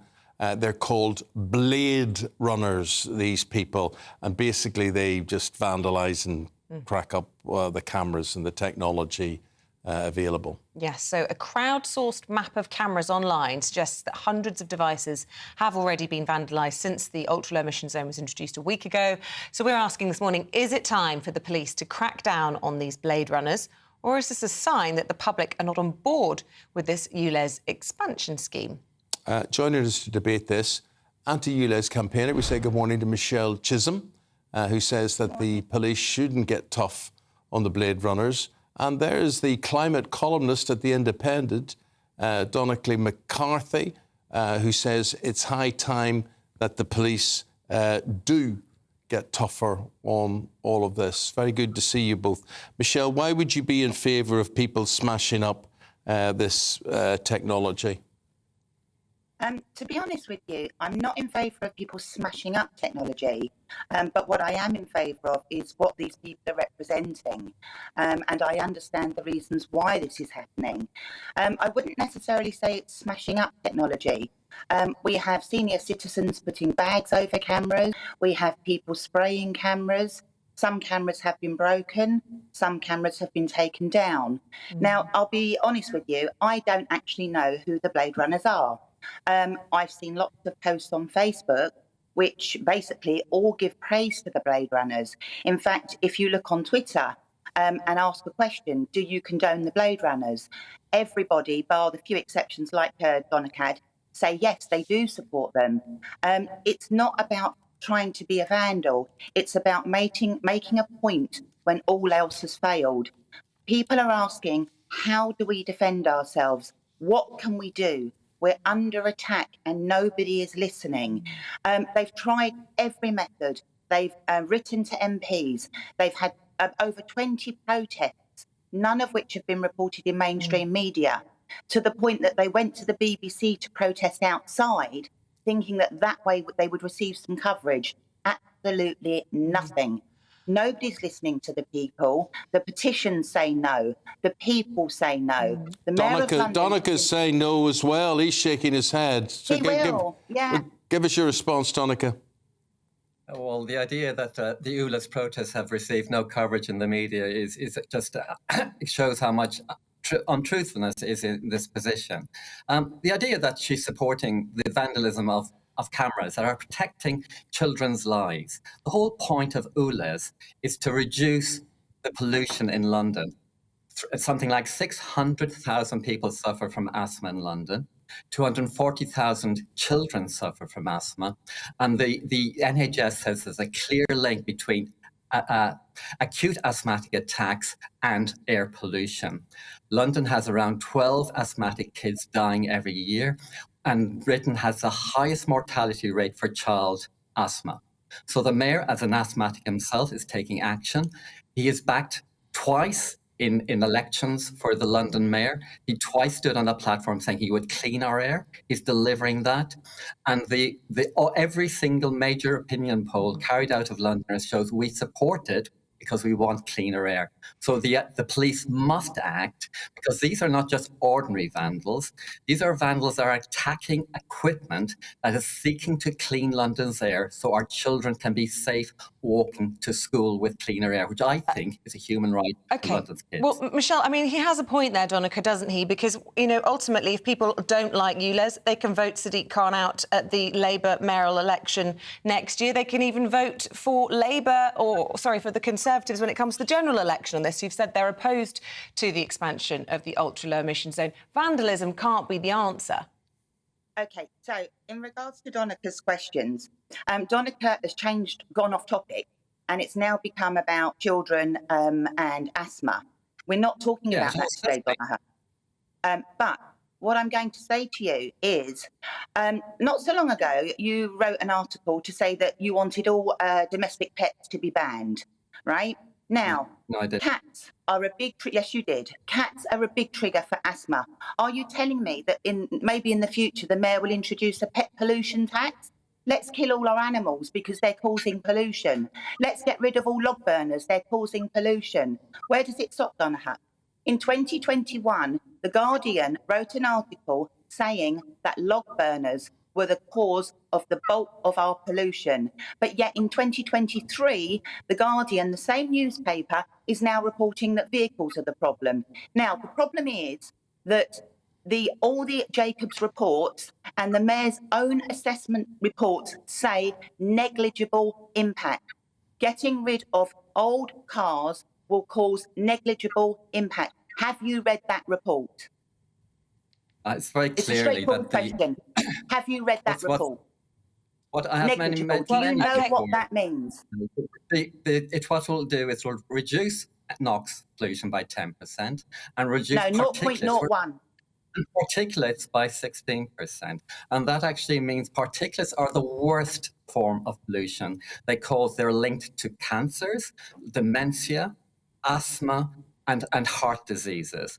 And every major medical institution in London and the UK says we must bring down road transport pollution, and that is what the mayor is doing. You are correct. We should also tackle other sources of pollution, whether it's wood burning, agriculture offshoots, etc. They all need to be tackled because it is one of the greatest impacts on health in the UK is air pollution. And actually, but on the point of the poor, 80% of Londoners do not own a car, and they pay the price in the pollution. And the biggest attack on poor people in outer London in terms of transport costs is that the Tory government has insisted that the mayor imposes the highest public transport fares in the world, and poor people in London should not have to pay that. And secondly, the Tory government has taken away the free travel for pensioners for AM travel, and those are the biggest attacks on poor people in London. High pollution. Again, we're off topic. The question is, what do people do to defend themselves? You and I met last week in Cudham, right? We shook hands. I wanted to talk to you. You ran away, right? Now, you were in Cudham. There is no public transport in Cudham. These people cannot move without transport. They are sick and tired, demonstrating, protesting, writing to MPs. The government wants it stopped for now, but will not step in. The Mayor of London is not listening to the people, Donahat. 66% of people said no. But Mayor himself in 2021 said no. But Michelle, you complain about going off topic. I mean, the question is about vandalism, and you're saying this is the only way to have your voice heard. Are you therefore in favour of things like the toppling of the Edward Colston statue in Bristol and having it thrown into the sea? If people oppose certain views, vandalism's OK? No. I don't agree with that. It's not that I agree with the vandalism. I don't condone vandalism. But what I'm saying is that people are desperate. They're frightened. They're afraid. They're at the end of their tether. All the peaceful protests, they had cakes and coffee, you know. But what's becoming now, people are getting more and more and more angry because nobody is listening to them. A final thought from Donica. They didn't want to go down the stop wheel. I think it's very important to point out that there is up to £5,000 available for any person in London to switch their car to a cleaner vehicle. There's up to 11,000 for small businesses. Can I just stop you there, Donahat? Have you tried? Really good news it's is not that 5,000, it's 2,000. Donahat. Sorry, can I finish? It's not 5,000, it's 2,000. It's up to 2,000, and it's actually not readily available. There's up to £5,000 available for people with disabilities to reach the car. And the really good news, I want to end on a positive, is 15,000 dirty car owners applied for the grant in the week before ULEZ came up. So it's launched. And you want the negative? And the cars no, guys, we've got to leave it there. 15,000 vehicles have been sent to the country. People are selling their cars and sending them to the country. OK, folks, got to leave it there. Michelle, Donica, thank you both very much indeed. Thank you. We'll leave it there.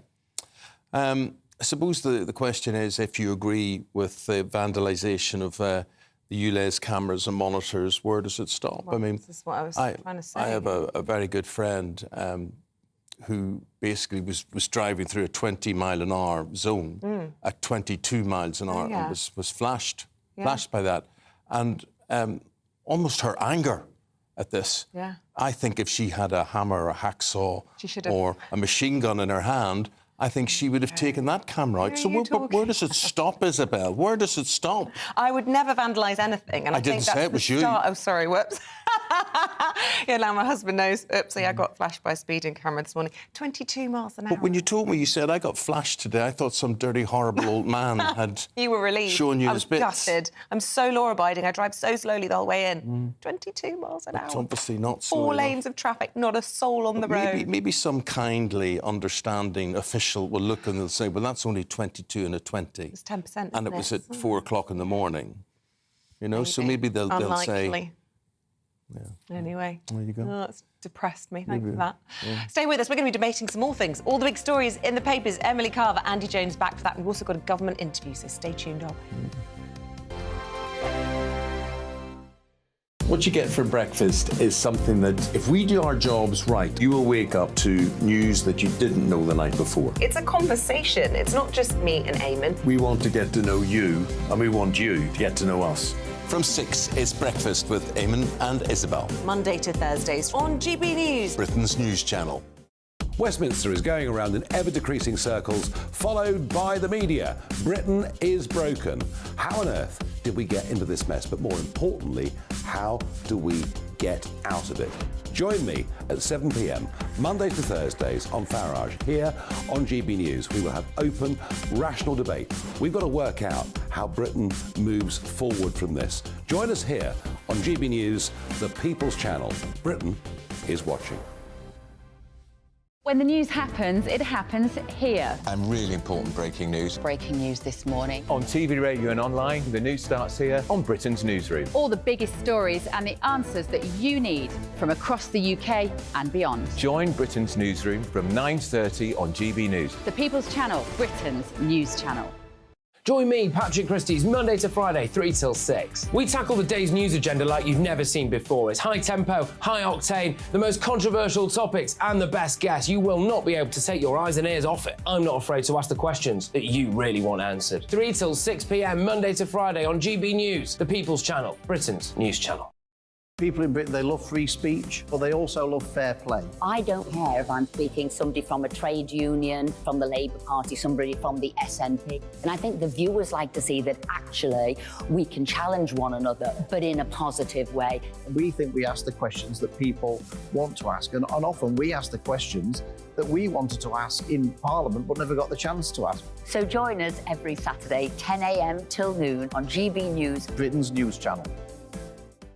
Hi, I'm Dan Wootton. You can watch me live on GB News Monday to Thursday from 9 p.m. And did you know that you can also watch and listen live on our website, gbnews.com?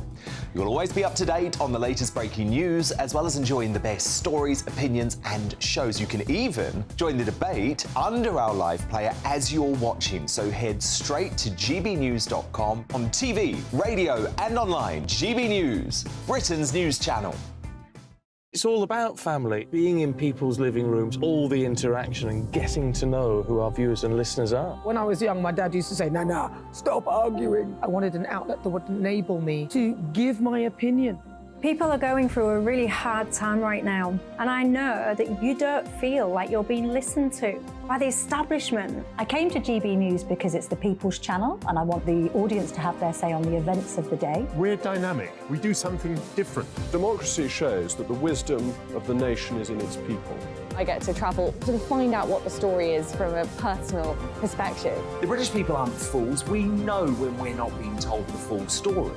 We've got to work out how Britain moves forward from this.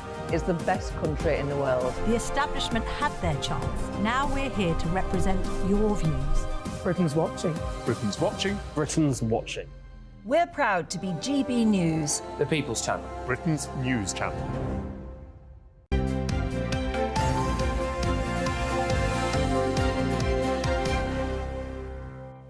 8:39 is the time. Welcome back. We're going through the papers with the columnist for Conservative Home and GB News presenter Emily Carver and the writer and journalist Andy Jones. Welcome back to both of you. Thank you.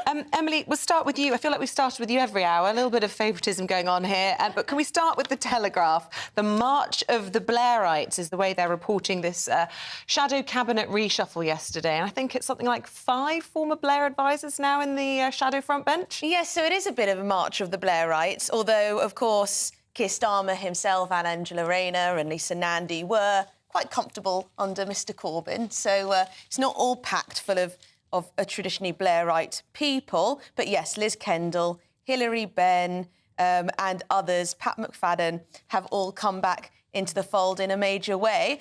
But what's interesting about this particular analysis is that it highlights how the left of the party might be feeling right now. So Momentum have said, you know, this was a chance for the Labour Party to set out a real vision. Instead, we've witnessed the promotion of a narrow band of Blairites unwilling to offer the decisive change the country is crying out for. There's a lot of people on the left of the Labour Party who are still so deeply traumatised by the fact that Jeremy Corbyn wasn't received in the way they thought he should be. Quite interesting the way this has been reported in even the right-wing press. I was reading by Fraser Nelson in The Spectator this morning that the demotion of Jonathan Ashworth, who we spoke to on the programme a couple of hours ago, was actually a really disappointing move. He said it was alarming to see he'd been replaced and that he successfully made the case for saving lives, not just money, for months. And I think it's quite unexpected to have a right-wing commentators say that about a change of shadow position for Jonathan Ashworth. Yeah, I think we have to make the point that most of the electorate don't know who's in the cabinet, let alone in the shadow cabinet. But it's not important. No, it is very important because this potentially could be our next government. And I think Keir Starmer's taken that on board. When you have a party that's been out of government for 13 years, it's very difficult to have any government experience on your front benches. But he has reached for these Tony Blair-era politicians from McFadden, Hilary Benn, Liz Kendall. And Liz Kendall, of course, has had a few punch-ups with Jeremy Corbyn in the past. And so it's very much, as we were discussing a moment ago, moving away again and again from that Corbyn era and having a quite centrist, sensible, competent, perhaps, looking shadow cabinet against what the government has when the government sort of lurches from one disaster to the next. Yeah, it's looking like they won't be particularly left-wing when it comes to the economy, although after Liz Truss we've seen that actually not a lot is allowed, really, by the markets in terms of spending. But they will be probably extremely internationalist in their outlook, very socially liberal, most of these people. So that won't suit a lot of voters. But yes, they're getting away from the Corbyn era. Keir Starmer's being ruthless. He's already been many reports about how he's going to ditch MPs who have had any reputational issues in the past. So there you go. Ruthless. Well, some people are saying he's out of ideas, just returning to the old Blair norm. Anyway, Andy, let's talk about soaring shop thefts. This is in page 10 of The Sun. And apparently high streets have given up. It's fair game. Help yourselves. Yeah, the high street has had it in the neck for, however long with this economy. COVID, council's been very much anti-cars, low-traffic neighbourhoods in ULEZ, we've been talking about on the show a moment ago, crippling rents, online shopping, people not bothering to go to the high street at all. And shoplifting is up 24% on the high street. Dunelm Mill, apparently the furniture place, the soft furnishings place, has started putting pillowcases and bedding behind locked cabinets because they're stolen so often. And Chris Philp, Police Minister, has been saying that, look, if his new edict is, if there is CCTV, the police has to investigate. We cannot have, in his eyes, a San Francisco situation where they've just given up on crime. And you see these videos from San Francisco, and indeed I've seen them in London and some of our cities where people are just running in, stealing stuff, ripping phones off the wall in phone stores, etc., and just running out again. And we have to be tough on crime, particularly when there's evidence to pursue it. You know, there is always this discussion about this cost of living crisis and these unaffordable bills. I mean, is there ever any justification? Clearly not to break the law, but a lot of people are saying this is just a symptom of a society that is really struggling at the moment. In some ways, yes, but I think it's also a symptom of the fact that shoplifting has become all but decriminalised in this country. No police officers go after it, security guards let them go, no one in the community says anything either because they don't want to get involved and risk being stabbed or something or the worst. So really we don't want to get to a San Francisco state where they've basically decriminalised any theft under $500 or something like that. So people are literally just going into shops, looting, and we are seeing that on Oxford Street, for example. In San Francisco, they're going into shops with a calculator, working out that they got $400 worth of stuff in their trolley and walking out with it because they know they won't be prosecuted. Another thing is that stores are because of the cost of living crisis and the development of technology, they're having less and less staff. And so you can have a trolley full of shopping in Tesco and you've just got a self-service till, and you think, well, I'm very honest, but how many other people are just not swiping things? It's a weird sort of dichotomy because I've witnessed shop theft for the first time a few times in the last few years. I don't remember ever seeing it in my youth. And yet, at the same time, I've also had the situation, which I've talked about in the programme before, when I've had to go to one of these self-service checkouts in a shop. And then all the buzzers have gone off as I've tried to walk out and I've been made to feel like a criminal for the first time in my life. And, of course, I hadn't stolen anything. It's just because there were no staff and all these computers, it doesn't always work. So it's this weird combination of, yes, you're seeing it happen more, but you're also getting ordinary people honest people made to feel like criminals. Yeah, it just makes the whole experience unpleasant. I remember seeing a very well-to-do looking woman just walk out with her shopping bag and she hadn't paid for it. It's the well-to-do ones you got to watch. This is why they're after you, Isabel. Oh, stop. Yeah, it was Isabel. No, it wasn't. What done it? Emily, can we talk about this? This has caught my eye. Page 17 in the Times. But on the one hand, we're being told that our literacy levels are world-breaking, or certainly the best in Europe. This is what I think Gillian Keegan, Woman of the Hour, has said recently. And yet authors are saying that children's interest in books have hit a record low, which is a tragedy. Yeah, the National Literacy Trust has found out that about half of those aged 8 to 18 do not enjoy reading in their spare time. Children's enjoyment fallen into a record low this year. Only 43% of children say they enjoy reading. This is hardly surprising, isn't it?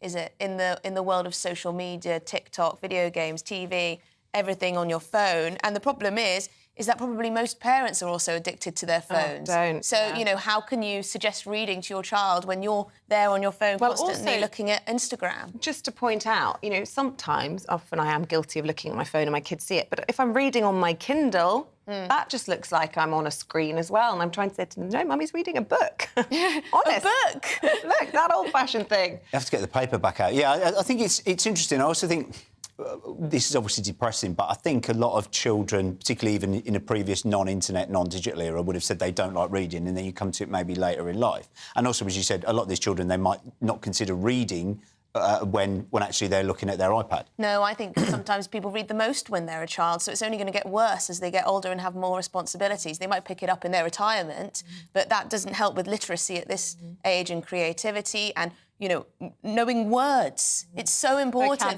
Vocabulary is so important. You don't learn it on TikTok. No, but, you know, my son absolutely loves an Audible story and it saves me a job. We can stick the Audible on and I don't have to read him a bedtime story, which sounds awful.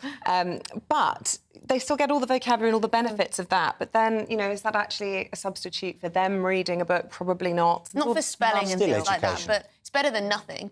It's better than a screen. Yeah, better than a screen. Their imagination is playing beautifully there. Andy, can we talk about Kew's Queer Festival? This is in the Times, page 3 and 4. Queer people, plants and fungi. Yeah, and so they have announced a festival called the Queer People, Plants and Fungi Festival, which is going to last a month, and it's going to explore, it's going to take us away from the traditional binary notions of male and female, looking at plant life. And I'm a little bit...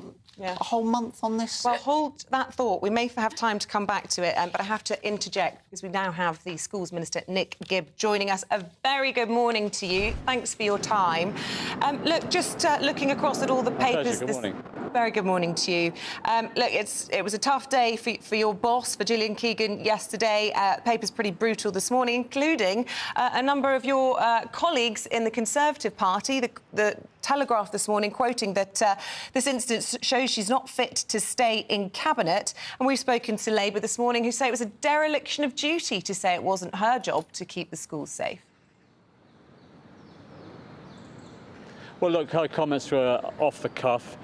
She didn't know the cameras were rolling, and she's apologised for the language she used. She was frustrated by the fact that, you know, the Department for Education, the civil servants, have been working very hard in terms of dealing with RAC issue. We've been very proactive in dealing with RAC. Since 2018, we've issued very detailed guidance to responsible bodies. And these are the bodies that are legally responsible for school buildings, which are the local authorities, the academy trusts, dioceses, but we provide them with the best advice based on the technical advice that we get about how to identify and monitor RAC. So we've been doing that since 2018, and we've updated that guidance over the years. In March last year, we wrote to all responsible bodies, asking them to tell us, because we wanted to know centrally more about how they were handling the RAC issue, to tell us if they could, whether to confirm whether they think they have RAC or not. And the vast majority confirmed that they do not have RAC in our schools. Where they suspected they might, we sent in surveyors since March 2022 to identify whether they have RAC and to assess whether it was in a critical condition. And that's the work that has been happening in a very proactive way. And then over the summer, new evidence emerged from two particular examples, one as late as last week, where RAC in a school that had been identified as non-critical actually became unsafe. And as a consequence of that evidence, we took the very difficult decision last week to take those buildings that have RAC out of use in 156 schools out of 22,500. Yeah, I mean, some people listening to that might be surprised to hear you describe your behaviour or your actions as being proactive. And this isn't my criticism. This is the chief of the spending watchdog, the National Audit Office, who's come out and said, actually, what we're seeing is the consequence of a sticking plaster approach to school maintenance of buildings. Well, we take any report from the National Audit Office extremely seriously. This was an op-ed article, and I don't agree with what the comments. We are spending £1.8 billion a year on maintaining and improving school buildings, £15 billion just since 2015. Well, he's the chief of the spending watchdog. That's an independent body. So, I mean, people at home can decide whether to take your word on this or his word in all of this. But a lot of people will be thinking... We take the reports very seriously. You're taking it very seriously, and quite right too. And I wanted to ask you, because you mentioned there, you know, Gillian Keegan has apologised for her use of language, but I noticed she didn't apologise for complaining about other people sitting on their ... in other words, backsides. Was she referring to you? Who was that criticism levelled at? No, it wasn't. She was frustrated by the fact that, look, in March 2022, we've sent out questionnaires to all responsible bodies responsible for the 22,000 schools and the 64,000 school buildings. We've had 95% of those returned since March last year. So it's the schools she's frustrated as I said, with. We then send in surveyors. But there are 5% have not returned them. We've sent them, and we've chased several times since March 2022, and we sent another letter, another deadline of this Friday for those returns to come in, and they are now coming in as a consequence of the media coverage of this issue and that final chase and that deadline. And I wonder, you know, the Prime Minister and all this yesterday coming out and saying this is actually not my fault. And yet we're hearing quotes from senior people in the Department for Education saying that Rishi Sunak actually reduced funding for repairs on 300 schools to 100 and then halved that again to 50. And that was whilst he was Chancellor of the Exchequer between 2020 and 2021. So is it right that he's dodging any responsibility in all of this? Look, those facts are just simply not true. We've been building or refurbishing 50 schools a year from the beginning when we came into office, right through our period in power. And so we had the Priority School Building Programme for the first 5 years. We built and refurbished 260 schools, and then the Priority School Building Programme 2, which was another 272 schools. And one of the first things that Rishi did as Chancellor was set up the School Rebuilding Programme, 500 schools to be rebuilt or refurbished between 2020 and 2030. Now, of course, we always put in bids for more. That's what all spending departments do. But we've kept that 50 a year building programme right through COVID, don't forget. And he was making difficult decisions. We were spending, this is 2020, 2021, we were spending £450 billion on the furlough scheme, on protecting businesses during lockdown, during COVID. We were world leaders in tackling the challenges of COVID. And despite all that expenditure, we were still continuing with this big school rebuilding programme of 500 schools to be rebuilt or refurbished between 2020 and 2030. Nick, we're out of time there. Minister of State for Schools and Education, thank you very much indeed for your time this morning. Here's your weather forecast. Alex Burkle with that. Looks like things are heating up. Boxed boilers, proud sponsors of weather on GB News. Hello, very good morning to you. There is a little bit of mist and fog to watch out for first thing this morning, but once that clears, there'll be plenty of hot sunshine around, although watch out for some strong winds in the southwest. Taking a look at the details, and yes, once any mist and fog clears away, there'll be plenty of sunshine across the bulk of the UK, the exception perhaps being the far north of Scotland, where there is a front lingering here, bringing a bit of cloud and perhaps a few spots of drizzly rain as well. Otherwise, lots of sunshine. Watch out for some strong blustery winds in the southwest. Now, they will take the edge off the temperatures a little bit, but for many it's going to be a little bit hotter than it was yesterday. Highs around 31 Celsius towards the southeast.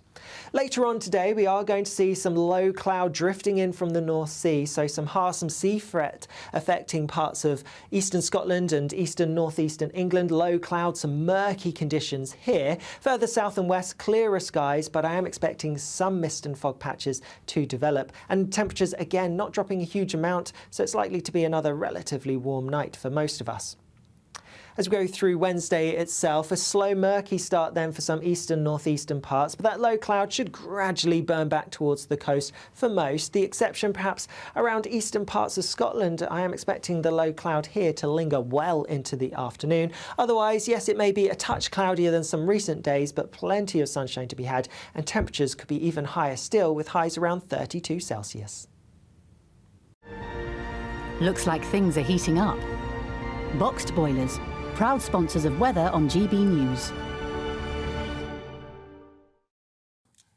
Stay with us. We're going to have the latest for you on the school concrete crisis as the Education Secretary is fighting for her job. We heard from the government in the last few minutes there that they had had record investment in schools and they didn't accept that there were any faults on their behalf, really, there. So you just tell me what you make of that interview with Nick Gibb there. We'll also be discussing lots of other things, including Prince Andrew and secret files, which won't come to light until he'd reach 105. Why all this secrecy?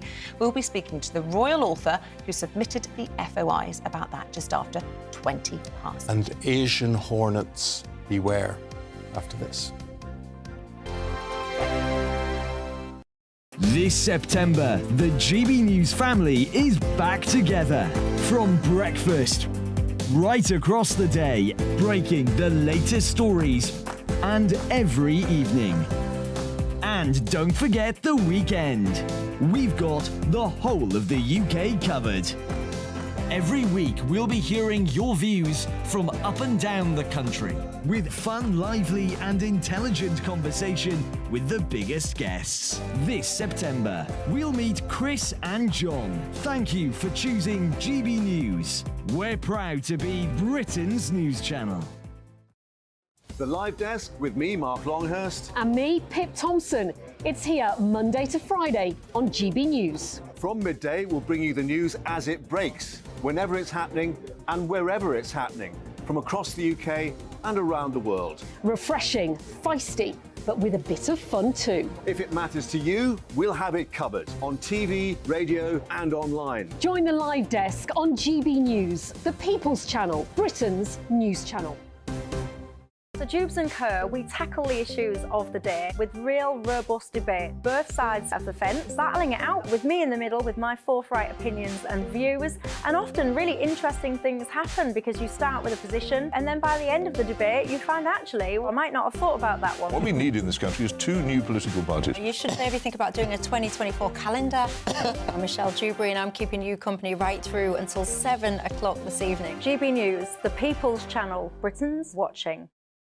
Every Sunday from 11, join Michael Portillo. There will be topical discussion, looking at the week before and the week to come. So kick back and relax at 11 a.m. on Sundays on GB News with me, Michael Portillo. GB News, the People's Channel, Britain's news channel. In a world of dull and predictable radio and TV shows. Oh, hi. On Mark Dolan tonight, we've got big guests. We drill into the big stories of the day.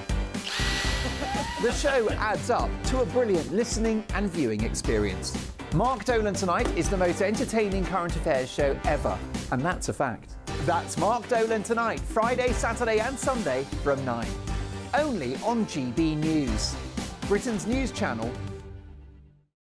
Like all families, we have arguments every now and then, but actually we agree on what the mission of GB News is, and that's the most fundamentally important thing. GB News provides the kind of platform that lets all voices be heard. We don't hold back. We're free to say what we really think. Just because some people who live in a tiny little Westminster bubble think that their particular story is important, that's not the most important story for me. And often they will be difficult stories, stories that you won't find on the establishment media. Because what people think in the north of England may be very different to what they're thinking in the home counties. We're going to carry on telling the world what life is really like for households up and down the UK. We love to be in your car, in your kitchen as you're having your breakfast. Whatever you're doing, you are part of the show. If it matters to you, it matters to us. Britain's watching. Britain's watching. Britain's watching. We're proud to be GB News, the People's Channel, Britain's news channel.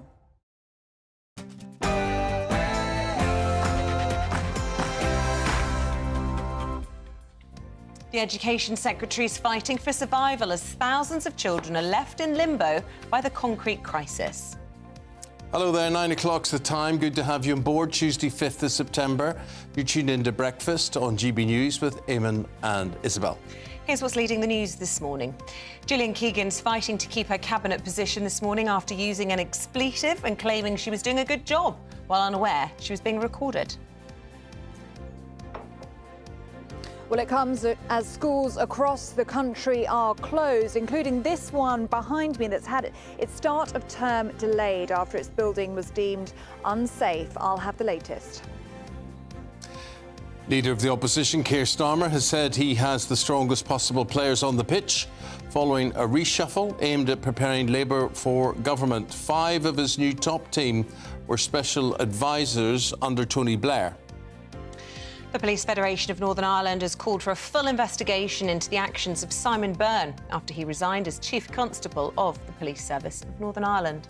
And the latest weather forecast, because this week is set to be a hottie. Here's Alex.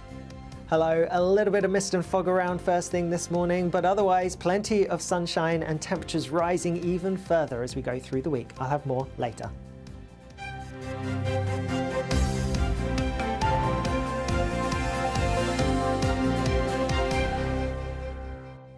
The Education Secretary, Gillian Keegan, is fighting to keep her cabinet position after she apologised for using an expletive while claiming she was doing a good job, though unaware that she was being still recorded on camera.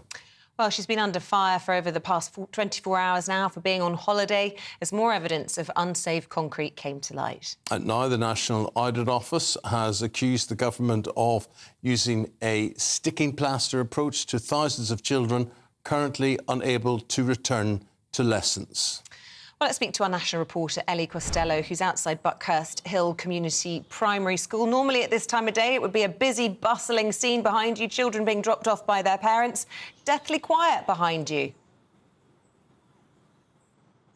Deathly quiet indeed, Izzy. That's because the children are on an extended summer break. The start of term has been delayed. It's due to start here at Buckhurst Hill Community Primary School on Monday. It's after the building was deemed unsafe due to rack concrete. But I must say, for a building that's been deemed unsafe, you might be able to make out behind me, the car park behind me is absolutely packed full. As far as we understand it, the teachers have still come in to work. They were all here before 9 a.m. Our understanding is they are working very, very hard to come up with alternative teaching arrangements for the children from Monday. It's not clear yet how that's going to work. There could be demountable buildings put up. They could be looking to be taught elsewhere. We know that up and down the country, some schools that have been deemed unsafe due to this rack concrete are looking at hotels or other sorts of buildings that they can use to teach their pupils. It's been a real scramble for parents and for teachers who have had to find out since last Thursday that their buildings are unsafe and children cannot be taught in those schools. And Essex is going to be one of the counties struck hardest by this crisis. It's understood that 65 schools of the 156 schools that have been highlighted so far to have rack concrete are in the county of Essex. That's 1 in 3 schools in one county alone. So not an ideal start of term for these children and for those parents, but also not an ideal start to Parliament after that long summer break for Gillian Keegan, the Education Secretary. It's after she was caught on microphone yesterday criticising her colleagues. Let's have a little listen to what she had to say. Thank you very much. Thank you. Thank you. Just 2 moments there. Does anyone ever say, you know what, you've done a good job because everyone else has sat on their and done nothing? No signs of that, no? So it could be a little bit awkward this morning. Gillian Keegan will face her cabinet colleagues for the first time at their first cabinet meeting this morning after those comments. She has apologised, though, saying that she didn't aim those comments at anyone in particular. She's just very frustrated by the situation. And as far as we understand it, Rishi Sunak has accepted that apology and is happy for her to continue as Education Secretary. But of course, they will be aware of the optics critics of that comment, they will be aware that this is a very emotive issue for parents up and down the country. And the criticism doesn't stop there of Gillian Keegan. She's also been criticised for taking a holiday when that crisis was unfolding. She was in Spain, but she's responded to that criticism as well, saying that she was taking meetings while she was in Spain and returned as soon as she was needed. But of course, Izzy and Eamonn, questions do remain, don't they, as to when the government exactly knew about this, when did Gillian Keegan exactly know about this, when did she find out how serious it was, how long is this going to take to fix, and when will we have that final list of how many schools and buildings across the country have been affected by this? OK, Ellie, thank you. And of course, how much is it all going to cost? That nightmare million-dollar question. Keir Starmer has said he has the strongest possible players on the pitch following his reshuffle yesterday, which he hopes will prepare Labour for government. 5 of his new top team were special advisers under Tony Blair. Let's get the views of our political editor, Christopher Hope, in all of this. He joins us from Westminster this morning. Look, it seems as though certainly the party seems to be moving a bit more towards the right, towards the centre ground. And the question is whether or not that's a sort of dangerous position, really, for Rishi Sunak and his team. Well, that's right. They're doing their best, aren't they, to try and appeal to what you might describe as Middle England. 5 SPADs, that's advisor-level people from the Blair government, now back in the shadow cabinet. People like Pat McFadden, of course, who's a key person for Blair. He now is, I would think, the most important person you'll ever heard of. He's in charge of national strategy. He holds the pen on all big announcements. They're not going to increase income tax. Keir Starmer told that to the Mirror yesterday. I think in many ways we are looking now at a group of people who think that power is in their grasp, and that's what they're aiming for. Meanwhile, the Tories are meeting also this morning with their cabinet in some disarray with the Gillian Keegan issue carrying on. I think there is some good news the cabinet may be told there. I understand that the full list of all these schools affected, 156, will be out tomorrow, and by Friday the remaining 10% of the 15,000 schools built between 1950 and 1990 who may have this aerated concrete will respond to the department. So it may be we are seeing the beginning of the end, or at least the beginning of nearly the end, of this issue. On that cabinet reshuffle of Sir Keir Starmer, I mean, there was lots of focus on what was going to go on with Angela Rayner. Apparently it was fairly amicable, but she's been given sort of a longer title this time, a sort of very much entrenched position. But interesting to see some of the right-wing press this morning, I'm talking about The Spectator and Fraser Nelson specifically, sticking up for Jonathan Ashworth, who's been demoted, but I suppose is deemed perhaps, left of the party. Yeah. They said that it was alarming to see him being demoted. Yeah, it's interesting, isn't it? Because his ideas on work and pensions, some of them have been lifted wholesale by Mel Stride, his opposite number in the cabinet, and it is seen to be a bit unfair. And also Lisa Nandy, I think these are both 2 very strong media performers. They're often on GBNews, or they have been on GBNews before. They talk to an audience who they need to convince to support them for Labour to win power. Angela Rayner, of course, she'll have a platform next week at the Trade Union Congress. That's a big meeting, and how that goes, and how the unions, and who can be somewhat more left-wing maybe than the shadow cabinet nowadays, and how they respond to this reshuffle will be quite interesting. Right. Thank you very much, Christopher. Appreciate it. Thank you very much indeed. At 9:30 this morning, Britain's Newsroom. Andrew Pearce and Beverly Turner, who have come into the studio to give you a little preview. Oh, sorry. All right. Well, Beverly Turner. He's on his way. Here to give you a bit of a sneak preview, Bev, of what you guys are delving into today. We're going to be talking more about this schools issue. Yeah. We feel like we really want to understand, what does this mean if you are the head of a school? And I mean that in terms of, will a wall literally fall in? Will a roof fall in? I think it's what parents want to know. How dangerous is it to send kids to school if they're in any of these schools this morning? So we're going to be looking at that. We're also... we're going to be we've got Nigel Nelson and Tony Buxton coming in to do the papers. We've got an interesting interview with the guy who is from the vaping industries, because France are about to ban disposable vapes. And as anybody knows who has a teenager in their life, this is an absolute scourge on that generation in terms of their health. The addictions are enormous to the vapes at the moment, and they're getting away with it, largely because they have these little things that you can barely see. So we're going to be... Have they banned them in Scotland, or is that my imagination? Or it seems like... I don't know of. I haven't seen that in the research. There's more important things to ban in Scotland. It might have been Australia. But various countries are doing it, and we don't seem to be getting a grip on it, actually. Who's banning them, Beverly? Say again? Who is banning them? France. France, The right, disposable right. ones. Well, apparently the main reason is not on a health issue for these bans. It's to do with the plastic, disposable single-use plastic. That's right. So Yeah. they're not coming at it from a health point of view. They're coming at it from an environmental point of view, which is true, because if you know, beaches this summer, you will have seen them strewn across beaches in the UK and getting, you know, washed away into the sea, which is really bad, actually. And we've got Ellie Costello. You've been talking to Ellie this morning at one of the schools. And I still feel like I want to hear from families who might be affected by these school closures. Well, to hear the Prime Minister yesterday saying, don't worry, the majority of schools are unaffected by this. Sorry, what? That's not OK. So there's a minority of kids that could have the ceiling fall in on them and their child could die when they're at school. And you're saying, don't worry. Yeah, and of course it's the blame game. We're going to be looking at Gillian Keegan losing it yesterday in that interview, which is sort of hardly surprising. She must feel under a lot of pressure. But frankly, nobody's going to be queuing up to be thanking politicians at the moment who've led families into these sorts of situations. Do you know what? I would interpret that as her saying, not so much thank her for it, but don't blame her for it. She's only been in the job 10 months. I think it shows she has a bit of attitude about things. And, yeah, I quite enjoy it. Do you think she'd lose her job over it? No. No.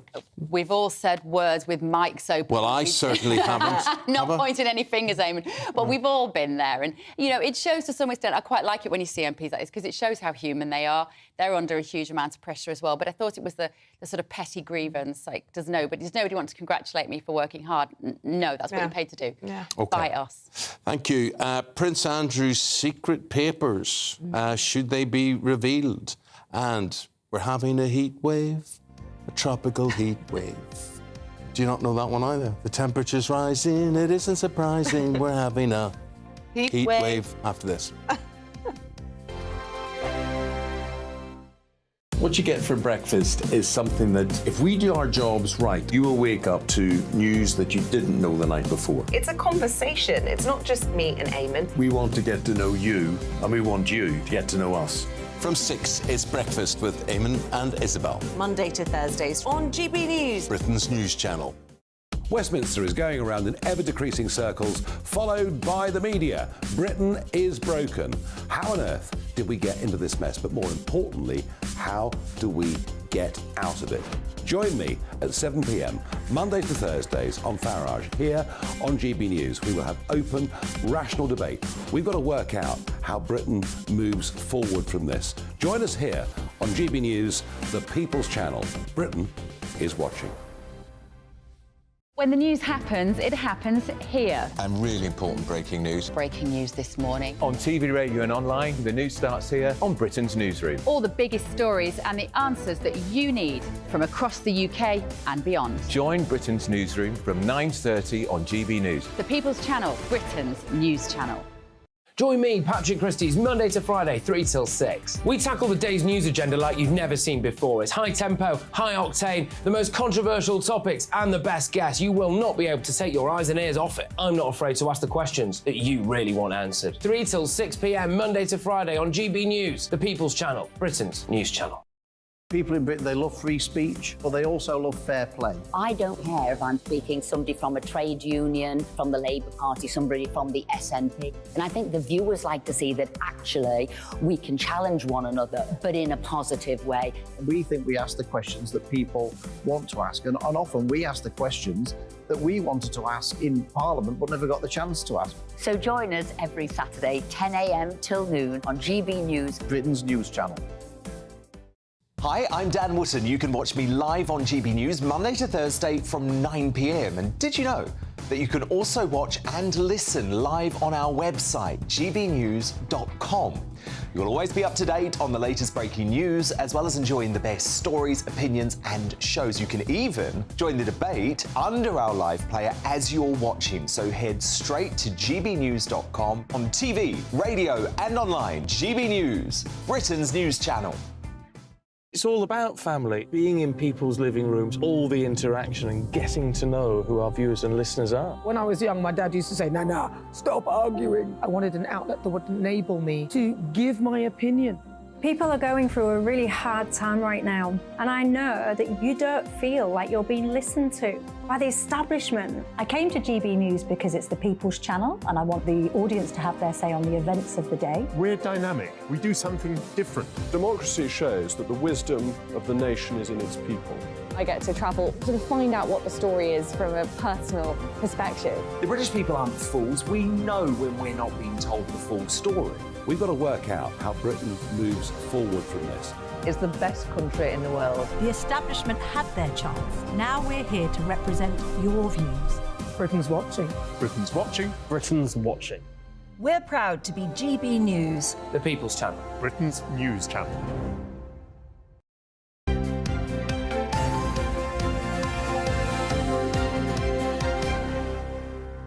Got this this great story that's come out today that documents relating to the working life, trips taken by Prince Andrew, can't be published, right? They've been locked down, put under lock and key for another 30 years. Yes, and that means they won't be released in his lifetime. He'd be 105, I think, before the public could cast their eyes over. It's not impossible, but it could happen.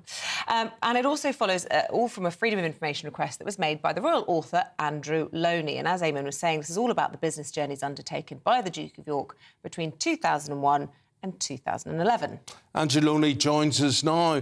Andrew, there you are. You're going. Good to see you.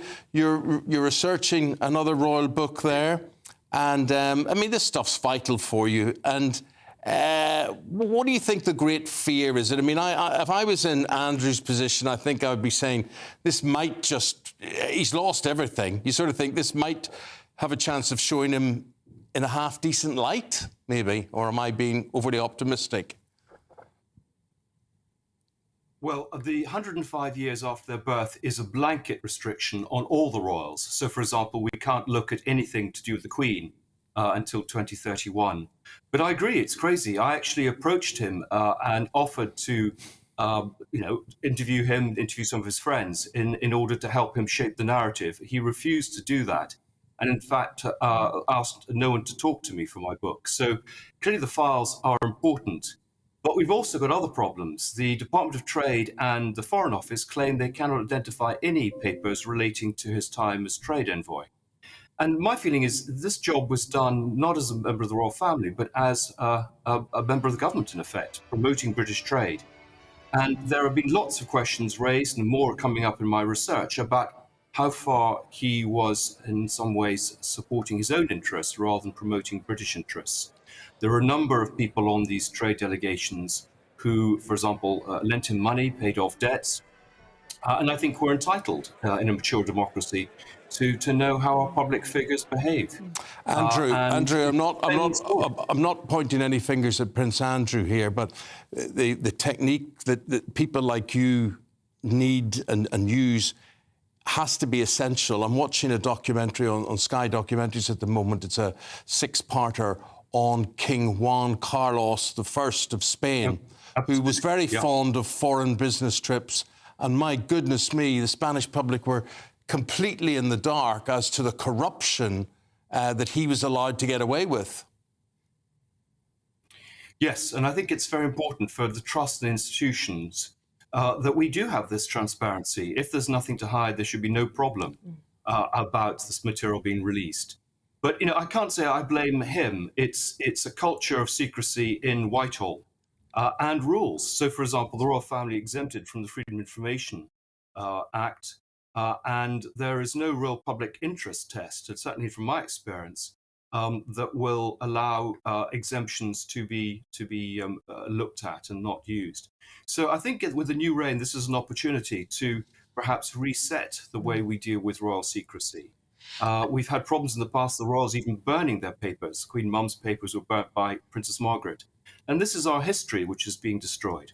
Yeah, but I mean, they're not like normal people. They write letters and things. I mean, I don't write letters to Isabel this afternoon. I mean, I'll send a text and it'll be deleted, or I'll change phones or whatever. But does this mean, Andrew, this is the end of any sort of book that you were planning to do, or are there different ways to skin a cat? Oh, there are different ways to skin a cat. I mean, I've talked to over 100 people now, so there's going to be plenty in the book. But I work with documents. I would like to be able to back up some of the material with documentation. But even, for example, his parachute training in 1978 has been closed on the grounds of health and safety, law enforcement, and national security. So it's about a sort of an attitude which needs to change in government, because otherwise I think we're no worse than a banana republic. Uncovering sort of hidden documents. You've written a book about Mountbatten, and you're persistent, certainly. And I suppose you'd argue that, you know, in the case of Prince Andrew, he's not a working member of the royal family now. Who's paying for his security? Are we still paying for that as taxpayers? We have a right to know that, don't we? And this idea that these freedom of information requests aren't applicable to the royal family, well, should that change? Well, I think that exemption should be looked at again. But yes, I mean, I think there are legitimate questions about his security. Of course, they will never either confirm or deny, even though we know that he has security. We just don't know who's paying for it. And I believe that as he's a non-working royal, it should be paid for by the king, or indeed by himself. He's got plenty of money. He pleads poverty, but there's plenty of money there. You know, maybe ironically, Andrew, the scarcity of royal information feeds this huge appetite the country has. You look at Channel 4 and Channel 5 particularly, and there is not a weekend goes past that there isn't 2, 3, 4, or a royal night, as it may well be, featuring some member of the royal family.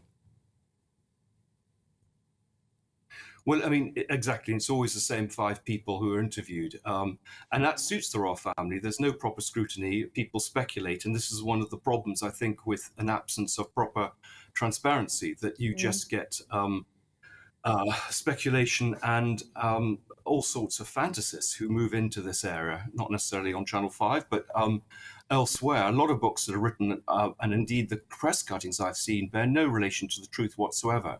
And I think, you know, they're important figures and they're entitled to proper studies by serious historians. It's interesting. Sort of Sorry, finish your point. Yeah, and I was just going to say, you know, on the one hand, you've got Prince Harry, who won't stop spilling the beans, and he's had all of his security taken away. On the other hand, you've got all the secrecy around Prince Andrew and, you know, allegations of misbehaviour, which he was always denied, but a big payout to Virginia Giffey, as we know, and his security possibly still being paid for by us. There's a weird sort of dichotomy there. Well, also, I mean, Prince Harry can spill family secrets from a few months ago. And we've had, for example, the King collaborating with books with Jonathan Dimbleby. We have briefings from the palace, and yet we historians can't look at documents that are 100 years old. It's absurd. Yeah. Wow. So when should we expect to see the fruit of your labours? Well, it's taking a bit longer with these obstacles, but I hope sometime next year. So I hope that you may have me back and I may have something more to tell you. Let's do that. We'd love to have you in. Andrew, come to us first. That's a deal. We'd talk to you any day and about many royal subjects. So for the moment today, we say adios to you. Thank you very much indeed. Thank you. Thank you. I was just going to say this Juan Carlos film on... I want to watch it. You've been telling me about it. On Sky Documentaries. Shocking what he got up to. Shocking. Yeah. Shocking what was taken for granted. I mean, he was a man of little means and he was installed as a sort of puppet king. And then he made billions and billions through trade trips. And his poor wife, having to put up with all the misdemeanours. Anyway. She had to.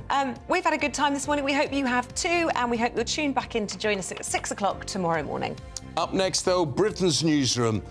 Here's Bev to tell you. That warm feeling inside. From Boxed Boilers, proud sponsors of weather on GB News. Hello, very good morning to you. There is a little bit of mist and fog to watch out for first thing this morning, but once that clears, there'll be plenty of hot sunshine around, although watch out for some strong winds in the southwest. Taking a look at the details, and yes, once any mist and fog clears away, there'll be plenty of sunshine across the bulk of the UK, the exception perhaps being the far north of Scotland, where there is a front lingering here, bringing a bit of cloud and perhaps a few spots of drizzly rain as well. Otherwise, lots of sunshine. Watch out for some strong blustery winds in the southwest. Now, they will take the edge off the temperature